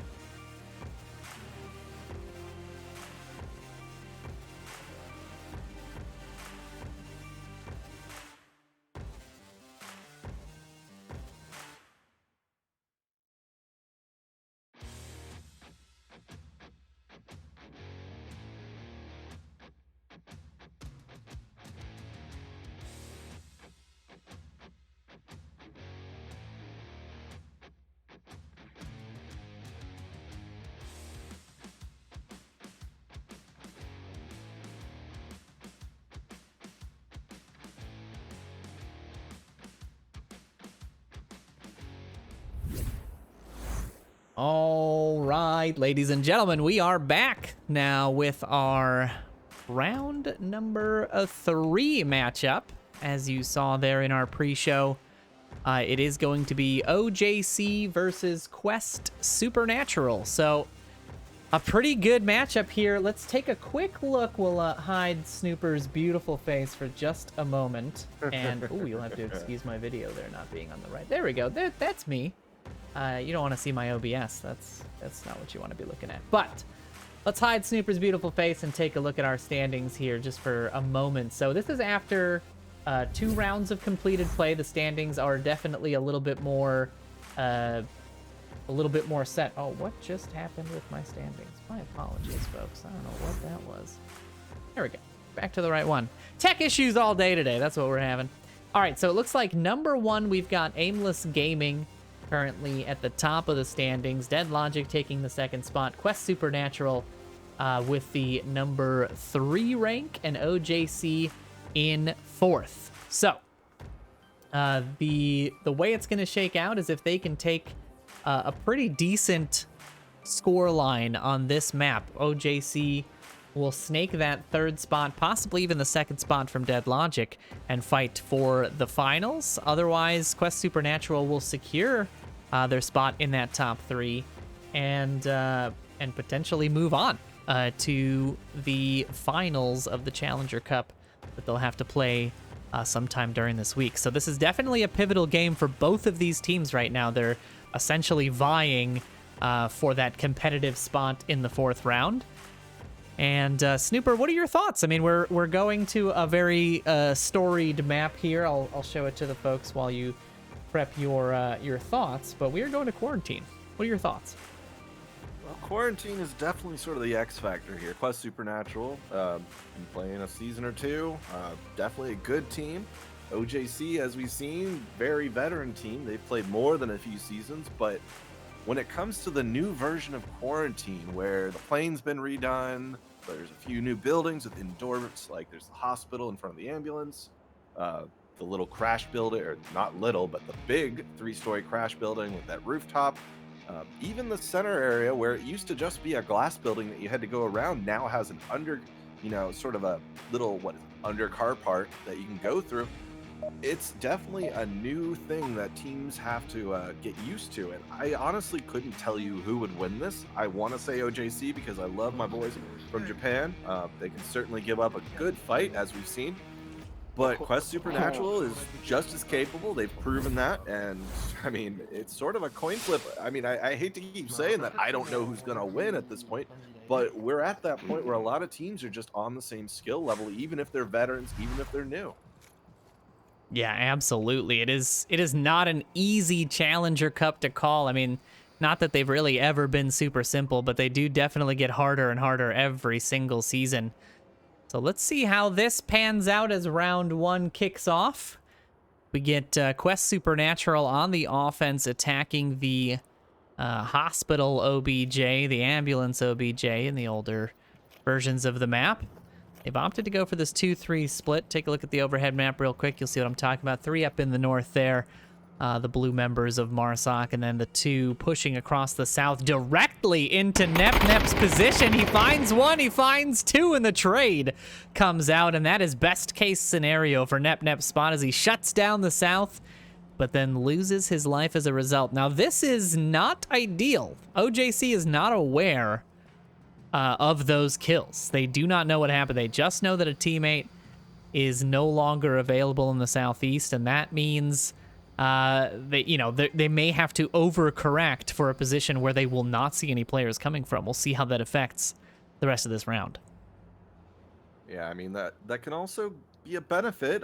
You'll tighten up your defense. You'll make sure that that side's a little bit covered by someone, but it could also be a detriment considering you're shifting your defense to cover that lost player, and you don't know necessarily if he got kills or not. So it can go both ways. OJC's definitely has a solid defense for where the objective is. Definitely will cover most of the entrances, but if they lose too many people on the approach here, because it's pretty much Shinzo versus the rest of Quest Supernatural, and Shinzo finds Wingman, it could go either way here, especially since it's a 1v2 right now with Wingman giving out information. He tosses the flash up and over, but it is not quick enough getting back into cover. And Toast will find that kill, but it is just a down. So still information can come out. Nope, there it is. He cleans it up. That's going to be a res available for Quest Supernatural here. And they're going to need it. They are down to 2 without this res. I think Black is watching that top floor to see if anyone gets up there. Question is, how much visibility does he have with that wall there in the plane? I don't know, but it doesn't seem like he was able to see anyone. He might be giving out information because he didn't have a clear shot, that's for sure. No, he does not. In fact, it does look like he spotted Toast potentially rotating around. He did indeed. And the shots will ring out, bringing Quest Supernatural down to just 2 players with a little bit over 2 minutes left in the round. OJC is definitely in a great spot here. Black knows where Wingman is. He might have seen Pickle Police too, but that's questionable right now. But he'll hear Pickle Police in about 20 seconds if he keeps moving the way he is. Even if he gets down to he a doesn't have a crouch. lot of time. You know, that's what it is. He's got to be moving quickly because he's got about a minute and a half, but he still has to clear an entire building, if not 2. Yeah. And he does not have a lot of time to do that in. So yeah, he is making quite a bit of noise. Black should be hearing this. He does indeed. Checks the tablet, rotates. We'll see if he is going to be ready for this peek. Now, Pickle should be aware that somebody could be sitting in this corner. He did hear the shots ring out that killed his teammate. Is he going to be ready on this corner? Flash comes out. Pickle tucks in. Not going to be affected by it. Oh, Black pushes the inside. The flash a little too late, and Pickle goes down as a result. How is that even possible? Can you kill me? And there's the call-outs there from Pickle trying to figure out what happened to him. Take a look at this nice little play from Black. The tucked-in flash doesn't hit, but then the rush into the inside, dodging the other flash. And there's the pressure from 2 sides as CK Japan forces him around the building. Black reacting off that intel, pushes in and gives OJC that round 1 win. Yeah, I mean, the Wingman at the end there was in a rough position. Black already knew where he was, and once he called that in, he got help from a player over an ambulance, and essentially the Wingman was being pincered from both sides, and the only way he could go was forward into Black. And Black took advantage of that and got the kill. And bravo, OJC. Solid defense. They did a great job on that defense. That push early on into Nep's position was a good bit of fortune. I mean, he was relatively quick on the draw, managed to find 2 before he traded out. And that is, not a very common occurrence. Usually you take on 2 players, you maybe get 1 and trade out. But in this case, it pans out nicely for them. And now we see what Quest Supernatural can do on the same defense. I believe Quest Supernatural can hold the line. Quarantine is a map with all these big, wide open lanes. You see the streets, and there's not much cover on those streets. You'd expect a map like this to have, say, more cars, maybe a little bit more rubble to block out those wide open lanes, but that's not the case here. You got to get across those streets relatively quickly. You're not going to have the cover to keep yourself alive, and I think Quest Supernatural can certainly take advantage of that. But OJC is a veteran team, so we're going to see some really good stuff. All right, I'm going on top of this building. Okay. Quest Supernaturals getting ready for their defense. Little conversation about where they're headed. It's always a little worrying, right, when you jump out and you start hearing the teams like just making their battle plans, because that little minute and a half you get in between rounds is usually where you sort of figure out where everybody's going. So always an interesting choice. But the quick spawn for OJC gives them the quick advantage as they find the 2 unprepared members of Quest Supernatural out in the open. Nice little shots there will give OJC a nice lead going into this second round. Yeah, I mean, that essentially was a 2-on-5, and they just didn't even have the chance to pull their guns out. With the pressure coming out as Pickle and Marked Red both peek out into some dangerous fire. Shinzu there on the re-peek finds Pickle, and now it's a 2v5, a 1v5 as Wingman goes down on the top. OJC has got Pet out on the he's got Pet out on the inside. They've got to stay tucked in. Mark Red goes down the communication. No, it was a cap. A cap went out right before the last kill. And, I mean, there's a question. The score didn't update for me. Do you have 3 points on your side?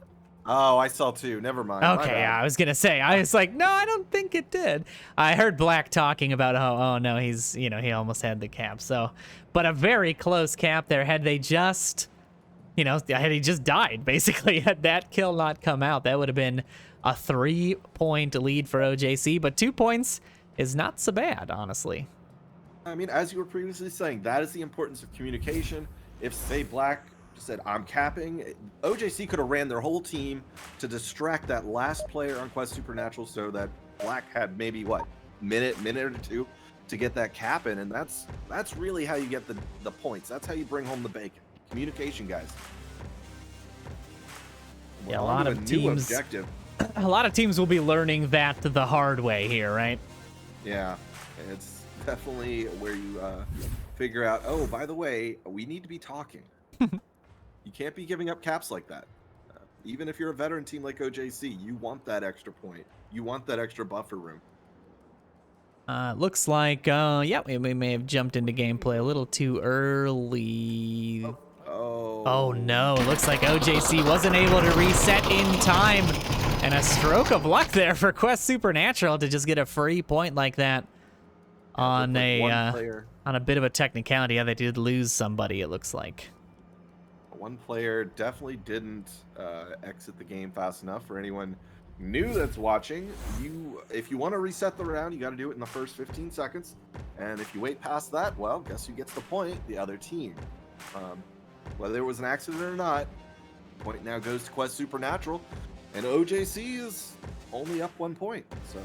So now they're back on offense, and this is like an interesting thought, right? If you go back on offense this quickly, and you kind of don't shift the mindset of the team, right? You've just come off a nice Marsoc win, and technical issue, etc. aside, now you're coming back into another Marsoc round. You've got that sort of offensive momentum to build off of. I wonder if this actually ends up being beneficial for OJC. I mean, they were in cap range. They basically had it.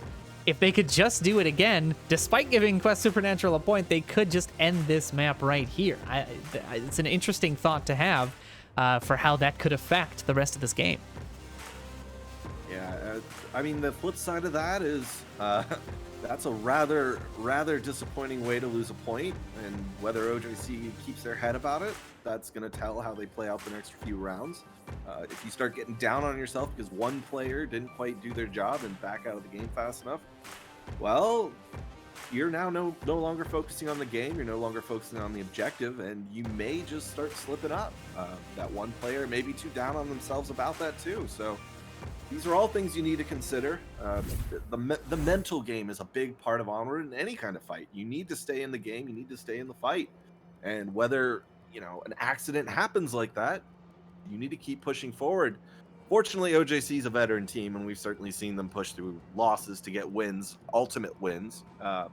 So we'll see what happens. It definitely looks like they're going to do a bit more planning here. And it looks like everyone's ready, so we should be starting up soon enough. Yeah, hopefully we will be getting into this next round very soon. I mean, we are wrapping things up. So we did say in the pre-show there was going to be 5 rounds, but in fact, with the adjustments to the way we were doing map bans, there are now 4. So that because teams get to decide, we don't have to play that 5th round tiebreaker. So it is a shorter series for everybody, but a lot more on the line, a lot less wiggle room, as they say, to try to, get yourself out of a hole. Now, one loss could be the whole series, right? You definitely have to go for perfect score when it comes to this new Challenger Cup format. I mean, you want those extra points too, and as Noman said, if you just let one go, that's going to be a ding to you, especially in the last match, which is coming up after this. So whether OJC takes this or not, that might sting them in the end. Here we go. Round 4.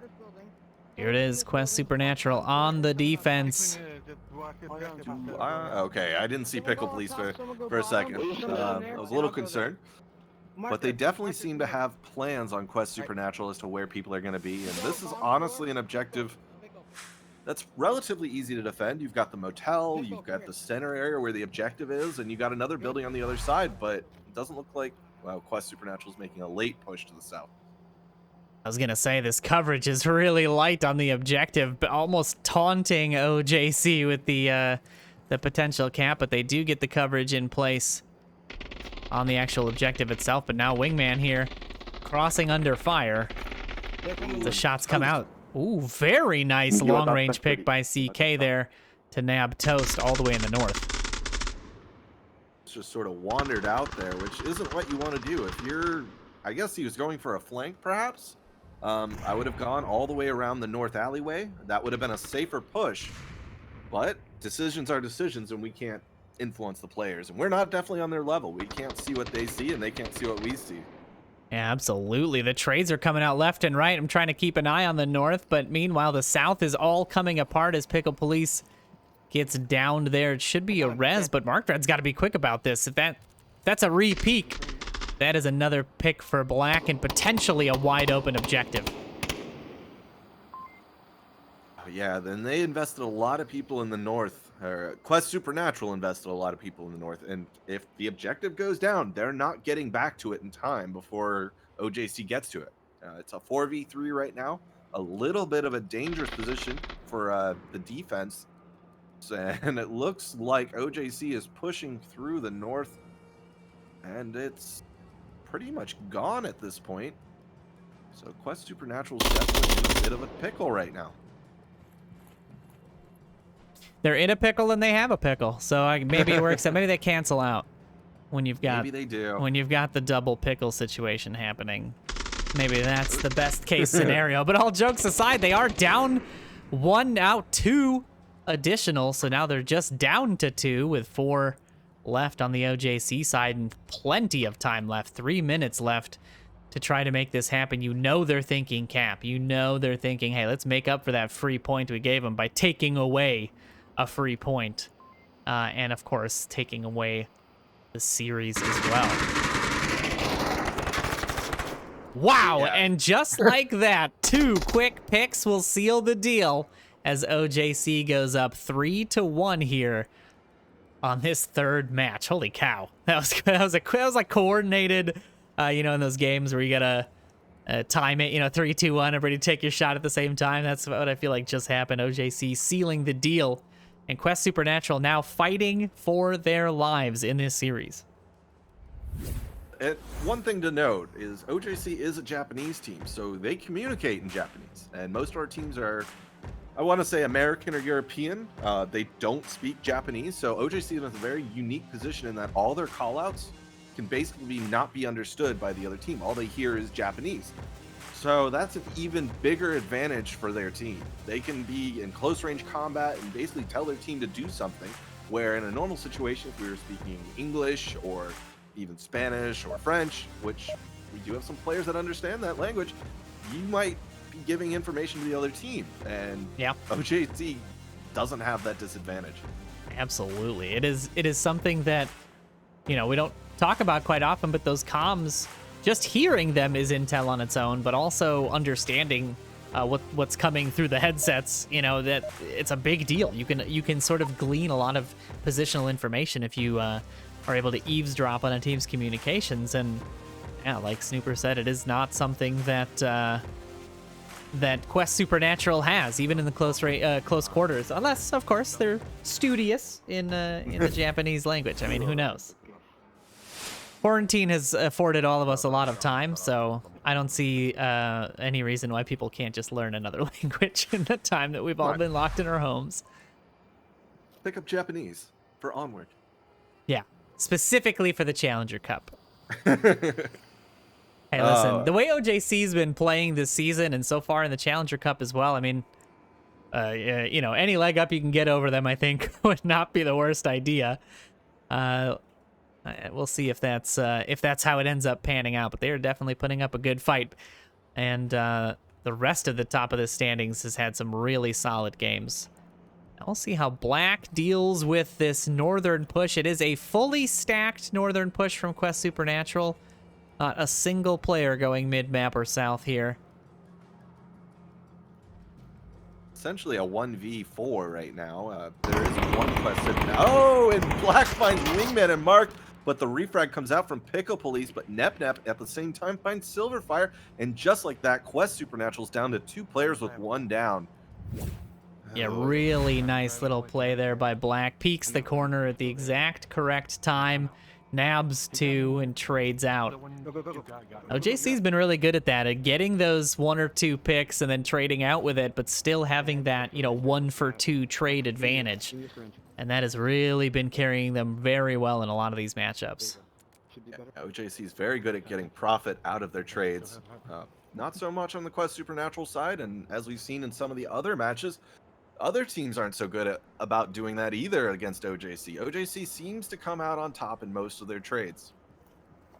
We'll see if Nep here is going to hear Toast on his approach. It looks like he is repositioning to the window, and Toast is making plenty of noise to give Nep the information he needs. He's going to pop over the wall and nab that pick, and that is going to leave just 2 members of Quest Supernatural up. Silverfire identifying their count. Yeah, OJC is really pushing Quest Supernatural around. They aren't letting them get the momentum. Every time Quest Supernatural tries to make a bold move, OJC's punishing them for it.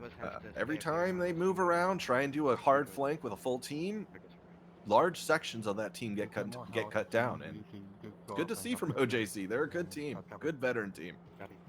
Let me know when. Gotcha.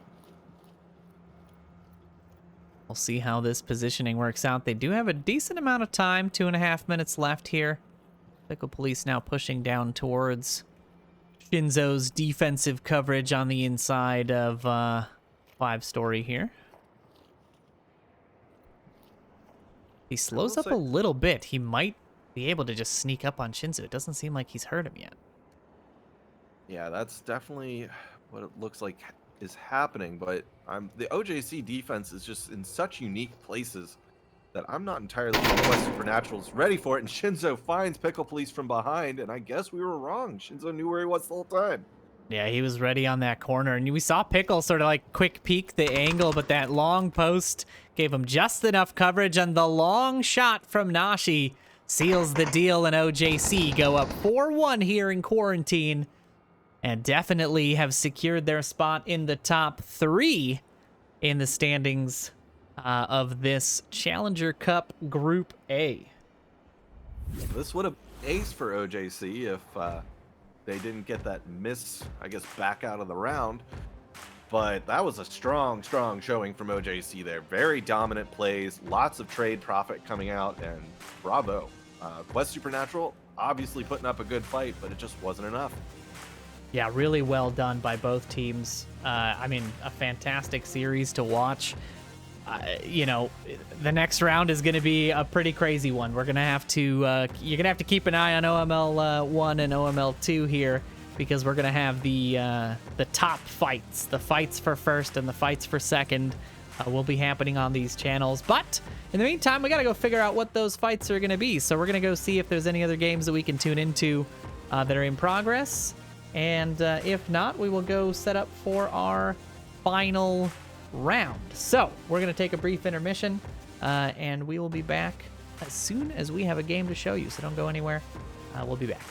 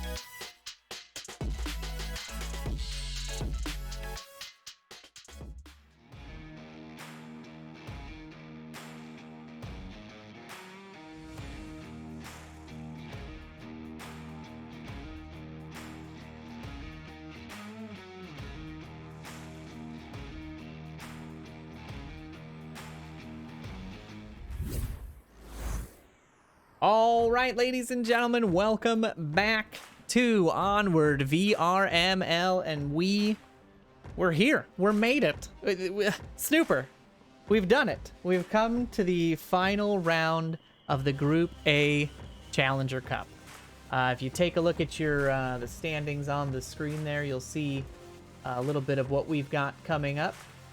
We have got Aimless Gaming, who is taking on the second place Dead Logic. Now, the standings have not refreshed yet, so we'll have to get those fixed. But it is Aimless Gaming versus Dead Logic, as you see at the top of your screen.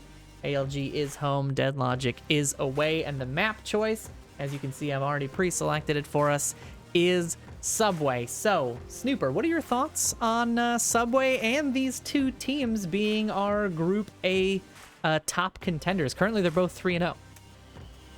Well, there is a bit of a point difference on the overall points they've gained over this Challenger Cup. Aimless Gaming with 12 points and Dead Logic with 10.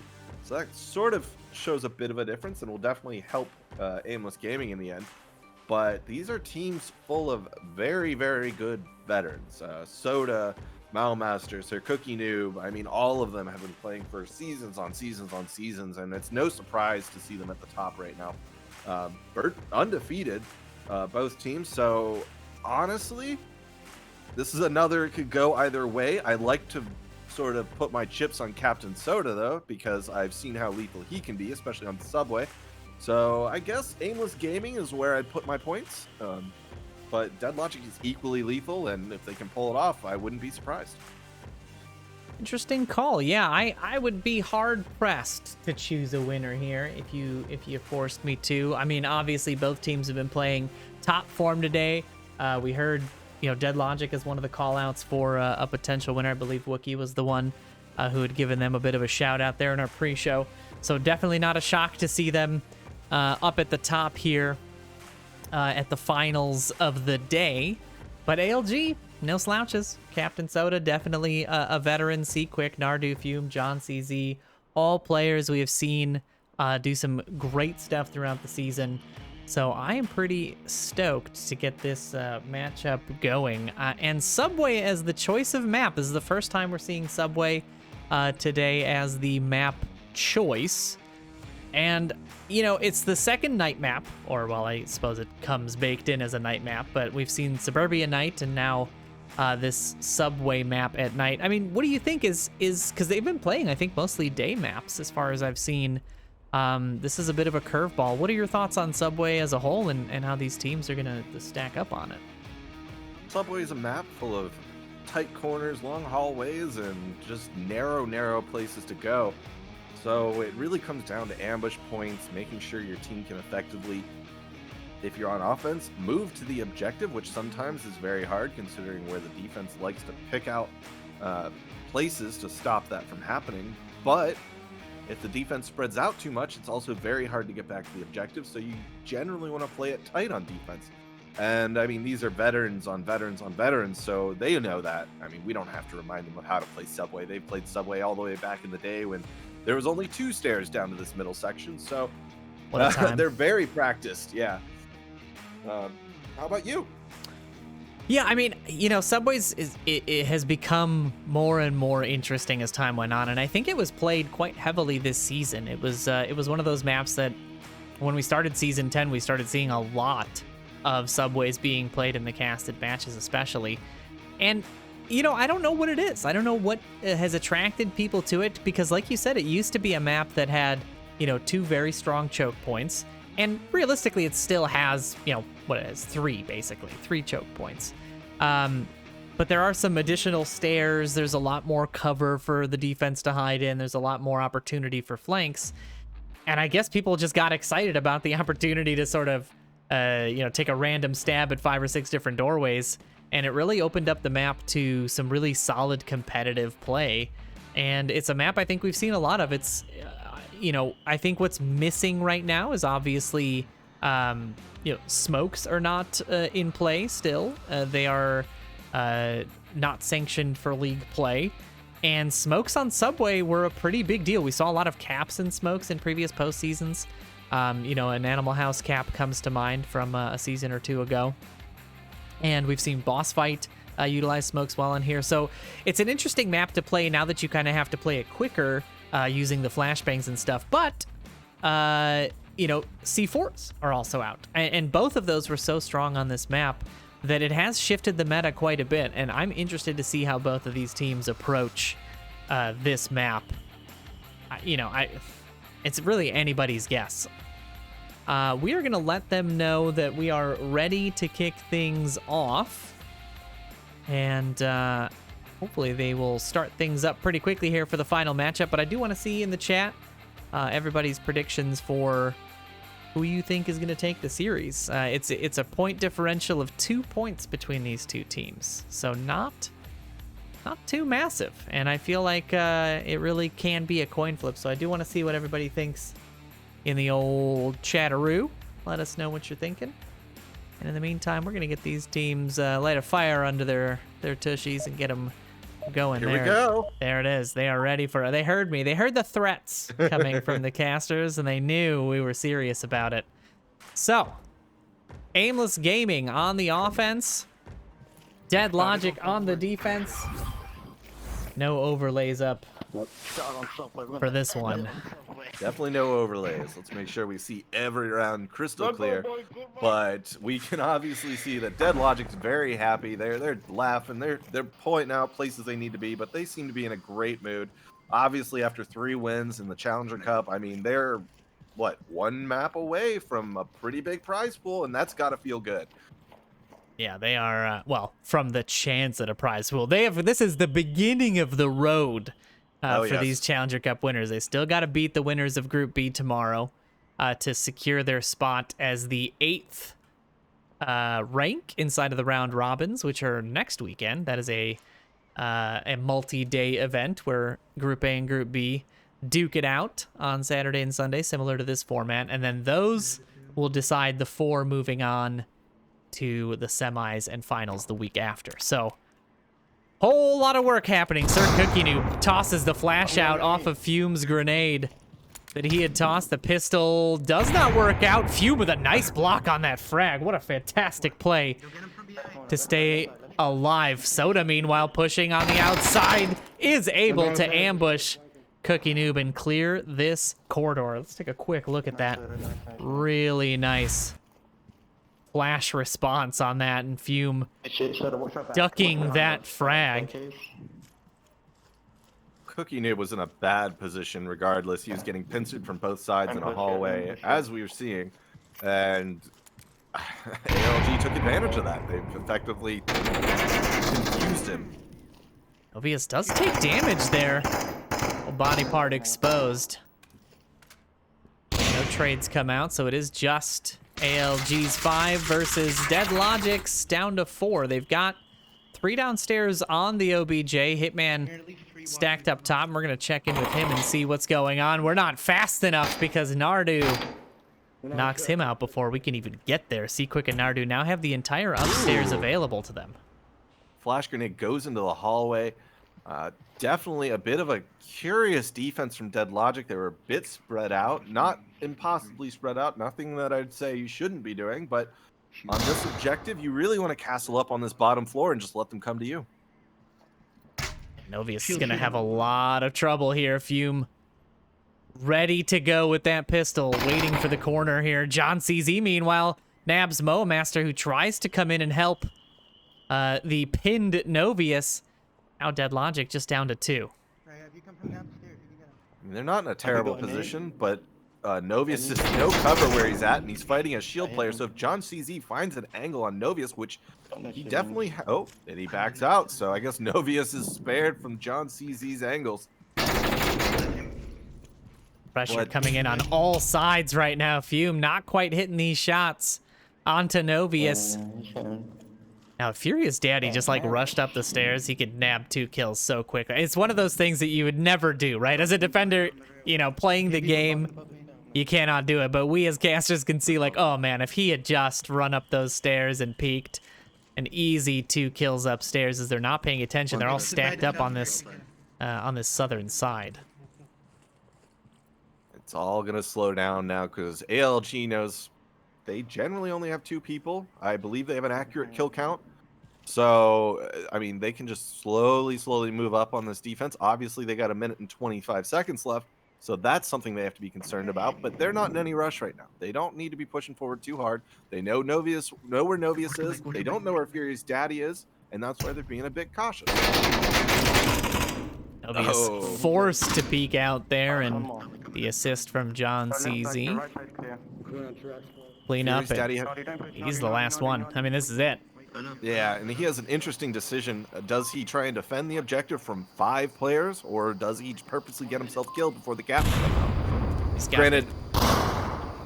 Ooh, the flash comes out. He's not ready for it. He's got the gun in hand, but he just has to panic fire as the sweep from ALG comes in, and they grab themselves round 1 in a commanding fashion. Yes, that was a solid ace right there from ALG. No deaths, no downs, just casually, slowly, and methodically dismantling that defense on one of the hardest defensive positions on Subway, mind you. There's only 3 ways down to that objective, and they successfully used that one push through the tunnels to take out most of Dead Logic's defense. Yeah, this is what we expect to see at the top here. I expect to see Dead Logic pull off something very, very similar. I don't think they're gonna take this lying down. Yes, ALG had a very good sweep, but it's still just round 1. I think there's gonna be a lot more excitement here to come in this next round. Now that they're swapping sides, I don't know. As a player yourself, Snooper, I'm curious what you think about this objective, because this is one of those unique objectives in Subway, because it's the only one in that sub-basement location. What do you think is the best approach to this? Like, if you were a team captain in a theoretical sense, what kind of play do you think would work for this? I mean, obviously ALG's there worked out quite nicely. Is that sort of the way you would have gone? Well, before, I really don't like going through the tunnels. There's a lot of risk going through there, especially when it comes to explosives and flash grenades. And we saw that happen there a little bit. A lot of flashes going out, but they weren't very effective at taking down ALG's push. But I've actually kind of noticed the stairway closest to the tunnels is actually a really good entrance to this objective. You don't see a lot of the defense stacking up and defending that one. You might have 1 or 2 people making sure it's there, but it's not as hard as, say, coming out of the tunnels and facing, essentially, if a team castles up on this bottom floor, you're facing 5 people, all with their guns essentially aimed at you. Now, it's kind of the same with the tunnels, but you got that little lip there. On the stairs, I mean. You got that little lip there to protect your entrance. So you can come in, take out the 1 or 2 people defending the tunnel and that little stairway, and then slowly start methodically taking out the rest of them that are scattered about. And you sort of divide and conquer there. And here we are coming into round 2. Let's see what ALG's got defensively, if they've got the chops to continue their march here into a 2-0 lead, or if they're going to be unseated by Dead Logic, and if they can even things out a little bit. So we will see here as the round kicks off. Got it. So interested to see what kind of defensive setup we're going to see from ALG, because obviously the Dead Logic one was very stacked, heavily on the downstairs. They had 3-4 in the basement. Actually, 4 in the basement. I think only 1 upstairs. It looks like Dead Logic opting for 2 on the south stairs and then 3 heading through that sub-basement area. I'm going to check in with John CZ here, who is exactly in the spot where that gunfire was coming. Ooh. Does manage to get tagged a little bit there. Novius, I think, with that shield, ended up landing a shot, and now John's got to sort of rotate around. He doesn't know. Are they going to come from just one hallway, or are they coming from both? He opts to not find out as he pushes back towards the subway entrance, and now Cookie Noob and Novius here have basically free reign. Free reign, but John did take some shots at him, and that gives you some thought of, is he still there? Is he not still there? And John did the right thing, pulling back to a more defensive position, realizing the fight was not worth holding the corner, and he moved off. He's in a much better spot to get the pick. Not to mention, Dead Logic now has to negotiate whether he's there or not, or whether he has friends that are there or not. So this is often the right decision in my opinion. Retreating to a safer place. Obviously, you need to do it in a way that you don't get shot, but John CZ did that pretty well. John now waiting in ambush. Gotta think he's got some sort of a plan. I think he's listening for comms, trying to get an idea of when they're coming through. Ooh. Some intimidation fire. He's not there to kill anyone or disable anyone. He's there to just make them think, slow them down. Because what you really want to do on this objective is make them slow them down enough so that they're down to the last 30 seconds. They hear that beep. They're like, oh, God, we got to now take this whole platform with hopefully as much of your team members left up as possible in 20, 30 seconds. And that's not a push any team wants to do, even with 5 people left up on the Marsoc side. Check in with the upstairs folks. Furious Daddy here and Hitman both trying to sweep the upstairs. They will have to deal with Seaquick relatively soon. He decides to peek, but that's dead logic. Just taking a couple little pot shots out towards that lane 1 area, and we'll see if this pans out for Novius. Captain Soda does manage to spot out Furious Daddy on the upstairs inside of that subway, and that's that peak that I was talking about in that last round, where that defender can come up and sweep those stairs. Captain Soda obviously aware of that position. And here's John CZ and Novius just back and forth. Little peak battles here. It's a rough place to try and kill a defender, because not only does... Oh, and as I say that, John CZ gets shot through the bars. He didn't get the protection from his teammates or that column that he was hoping for, and they confirmed the kill.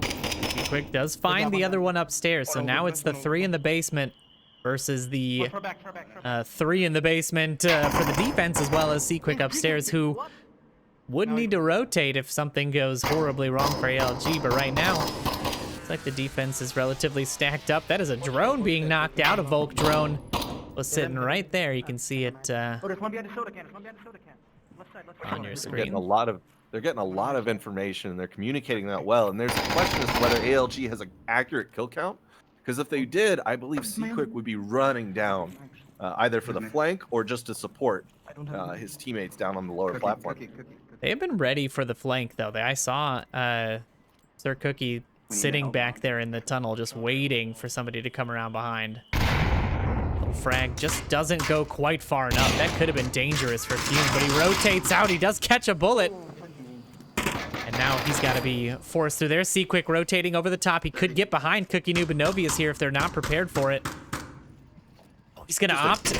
No, he is coming up. He's going to come around the other side. Novius finds Fume on the inside. There goes Captain Soda as well. But Seaquick's on the backside. He finds one. Is he going to find all 3? He finds 2. Sir Cookie Noob's the last. And there it is. Seaquick with a fantastic flank to seal the deal for ALG. Came to save the day at the last moment, and he did it perfectly. That was a beautiful push, though, with the shield. Nice distraction. They were just systematically dismantling the defense there, and if it wasn't for that flank, I'm pretty sure they would have had it. But Seaquick, realizing his teammates were in trouble, ran down into the middle stairs behind the gunfire and successfully eliminated 1, 2, 3 members and took the win. Take a look at that in full screen replay here and see what that looked like. Yeah, great heads-up rotation. Finds the one on the track, finds the shield, and then Cookie Noob a little too slow to react there to defend his teammates, and that will bring ALG up to a 2-0 score. A nice little hold there, and I mean, really, it hinged on that Seaquick flank working out, and that really, you know, it was that perfect storm, because had he come down just a little earlier, he could have been caught out in front of that shield. He could have been caught out in front of Sir Cookie Noob's gun. But just that extra bit of time helping him seal the deal. A fantastic play here. Now Dead Logic down 2 points. They're going on to the defense. It's not over yet. Okay, we saw a 1-3 comeback, you know, potential complete turnaround already with the Riot game earlier. I don't know. I'm not going to count Dead Logic out until that score has a 4 or a 5 in it somewhere. So we'll see what happens here in this next round. Normally, this is the time where I say the winning team, you know, might get into their heads and that they're winning and they're having a good time and they loosen up. But I know most of the people on ALG. I know that they don't stop playing You know what I serious mean? until And the I don't game's want a over. chance So Deadlogic's got a big job ahead of them, even on defense, to pull back up and basically close the gap point-wise. And we'll see how this shakes out. Looks like they're sending 4 downstairs and 1 upstairs shield going up to those south stairs. And let's check in with our defense here. Oh. I'm watching the Marsoc through the walls as they do a 4-man push through the tunnels. Soda's gonna break off and try and hit the, I guess, stairwell up to the middle section, slowly and methodically with Nardu. But this is an interesting spread, especially how Fume slowed down. And I'm curious as to whether they're gonna try and sync this up in some way. Oh! No, John CZ. The communication breakdown finds an unfortunate team kill there in the basements, and that's going to give Furia's daddy some intel to pass along to the team, as we heard there. Maybe it's some next level 4D strat where he wanted the gear. I don't know. But we're going to chalk that up to a team kill and just the nerves. Oh, nerves are going full bore. I mean, you know, I think we've both been in a Challenger Cup situation, Snooper. We know exactly what the fatigue can do to you and how much stress you're feeling at this stage. I mean, especially with so many prizes on the line. Nardu here popping out over the corner, but Moa Master playing the patient game. You definitely see this still coming out very well for ALG, especially with the way they're positioned. They seem to be coalescing a push. Granted, whether Momaster sees or saw Nardu move out, that's an interesting question. Nardu, I think, is hearing little bits and pieces of this audio, but the sound of the uplink is enough to sort of drown out what's happening with Moa Master's equipment. Oh, okay. Nardu has been... Oh my goodness, and he finds 2. And that's what playing for multiple seasons and Onward does. You get that nice twitch shot, and Nardu is just going out all out. Novius picks up John CC and Soda, and Sir Cookie did with Fume. It's all down to Nardu now. One on the south platform. Oh, and now he realizes he's the only one left. This is do or die now, but plenty of time to do it. And let's take a look at his previous success. As he finds one, rotates Moa Master, finally opting to peek out in that hallway, and just at the wrong time, right into Nardu's line of sight there. What a play. Yeah, I mean, I was convinced Malmaster was going to take down Nardu as soon as he fired those first shots, but he waited, and that didn't pay off for him. What is Nardu gonna do? It's now a 1v3, and he's repositioning. He's gonna come down the south stairs, it appears, and whether Sir Cookie Noob's gonna hear his steps or not, that's an interesting question. Honestly, I hate going down the south stairs because it's very exposed unless you can duck into that little hallway closet pretty quickly, but it's gonna be interesting. Hitman's got a view on it. All right, we're going to ride along with Nardu as he tries to clutch this round. 1v3. Minute and a half left. Man, pulled back, so now he's behind the lip, and he no longer can see the south, and this is not going to be very good for the defense, considering Nardu can just waltz on out of there. Normally, Nardu would be tucked up, or not Nardu, Hitman would be tucked up next to this little platform red area where you can sort of move up and out, and you can see the south, you can see the tunnel, you have a wide view guarding the objective. But it seems like Deadlogic has limited their views, leaving Nardu relatively free to move out from the south stairs. The peek there. Not successful. Now Nardu has to challenge. He's going to push the corner. The sweep works out. Oh. Cookie Noob goes down. 2 left. 45 seconds. Now he knows Hitman's somewhere over there. Novius is moving up to try and support. He got blinded there. He dropped to the ground and had to jump out of first person there. That flash worked out beautifully for Novius, and that's just the delay he needs. He needs to just keep him away from the objective. It's not even a question of does he need to kill him. There he is. He peeks out on Novius. Hitman tucked into the stairs there is looking for him, but Novius on the rush finds the pick, and Dead Logic get themselves on the board here with a 2-1 score. But that 2 is for ALG. They've still got a ways to go to bring it back here. Yeah, once Nardu moved off the platform station into the rails, he was actually in a very, very forced position. He couldn't go back anymore. There was no ramps to get back over the lip. And so he had to move forward or fight from that little train car area. And he was running out of time. So he did what he could. He made it further than I thought he would, especially with 2 defenders looking exactly his way, knowing exactly where he was. He made it almost to the other railway, and that's impressive enough, but it wasn't enough to get anywhere near the objective or anywhere close enough to get the cap or even try and get an angle on Hitman. And so Nardu went down. But bravo for being last man standing and taking as many bodies as you can.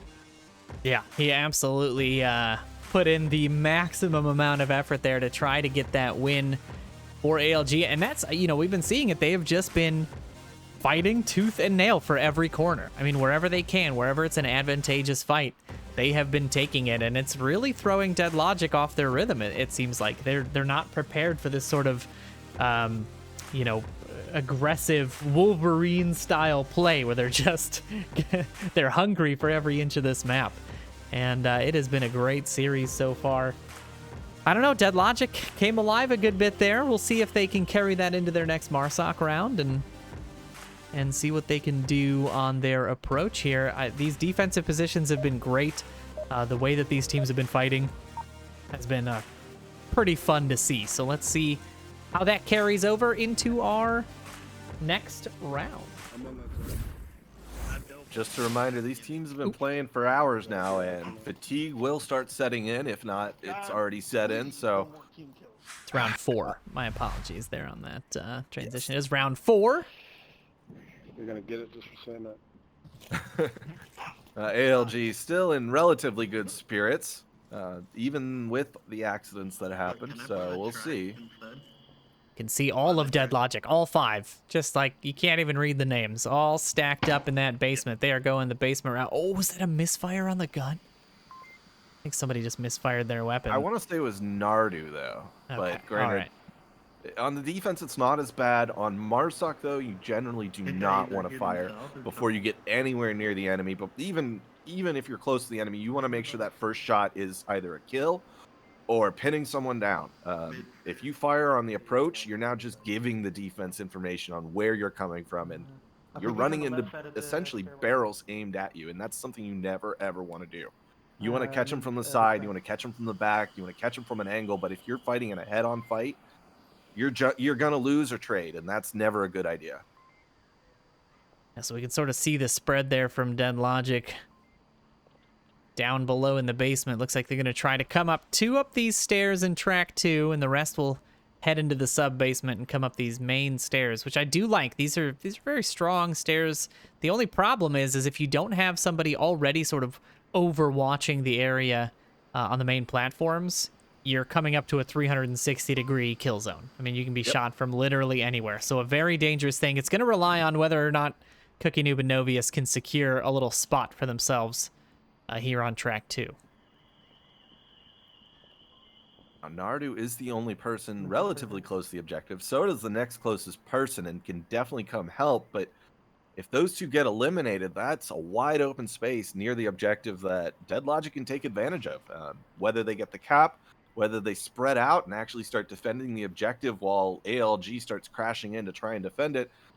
It's not a good idea to be this far away from the objective. Granted, these are very, very veteran teams, so I don't want to second guess them. I assume ALG's got a great plan for coming in once they start losing people, if they do lose people.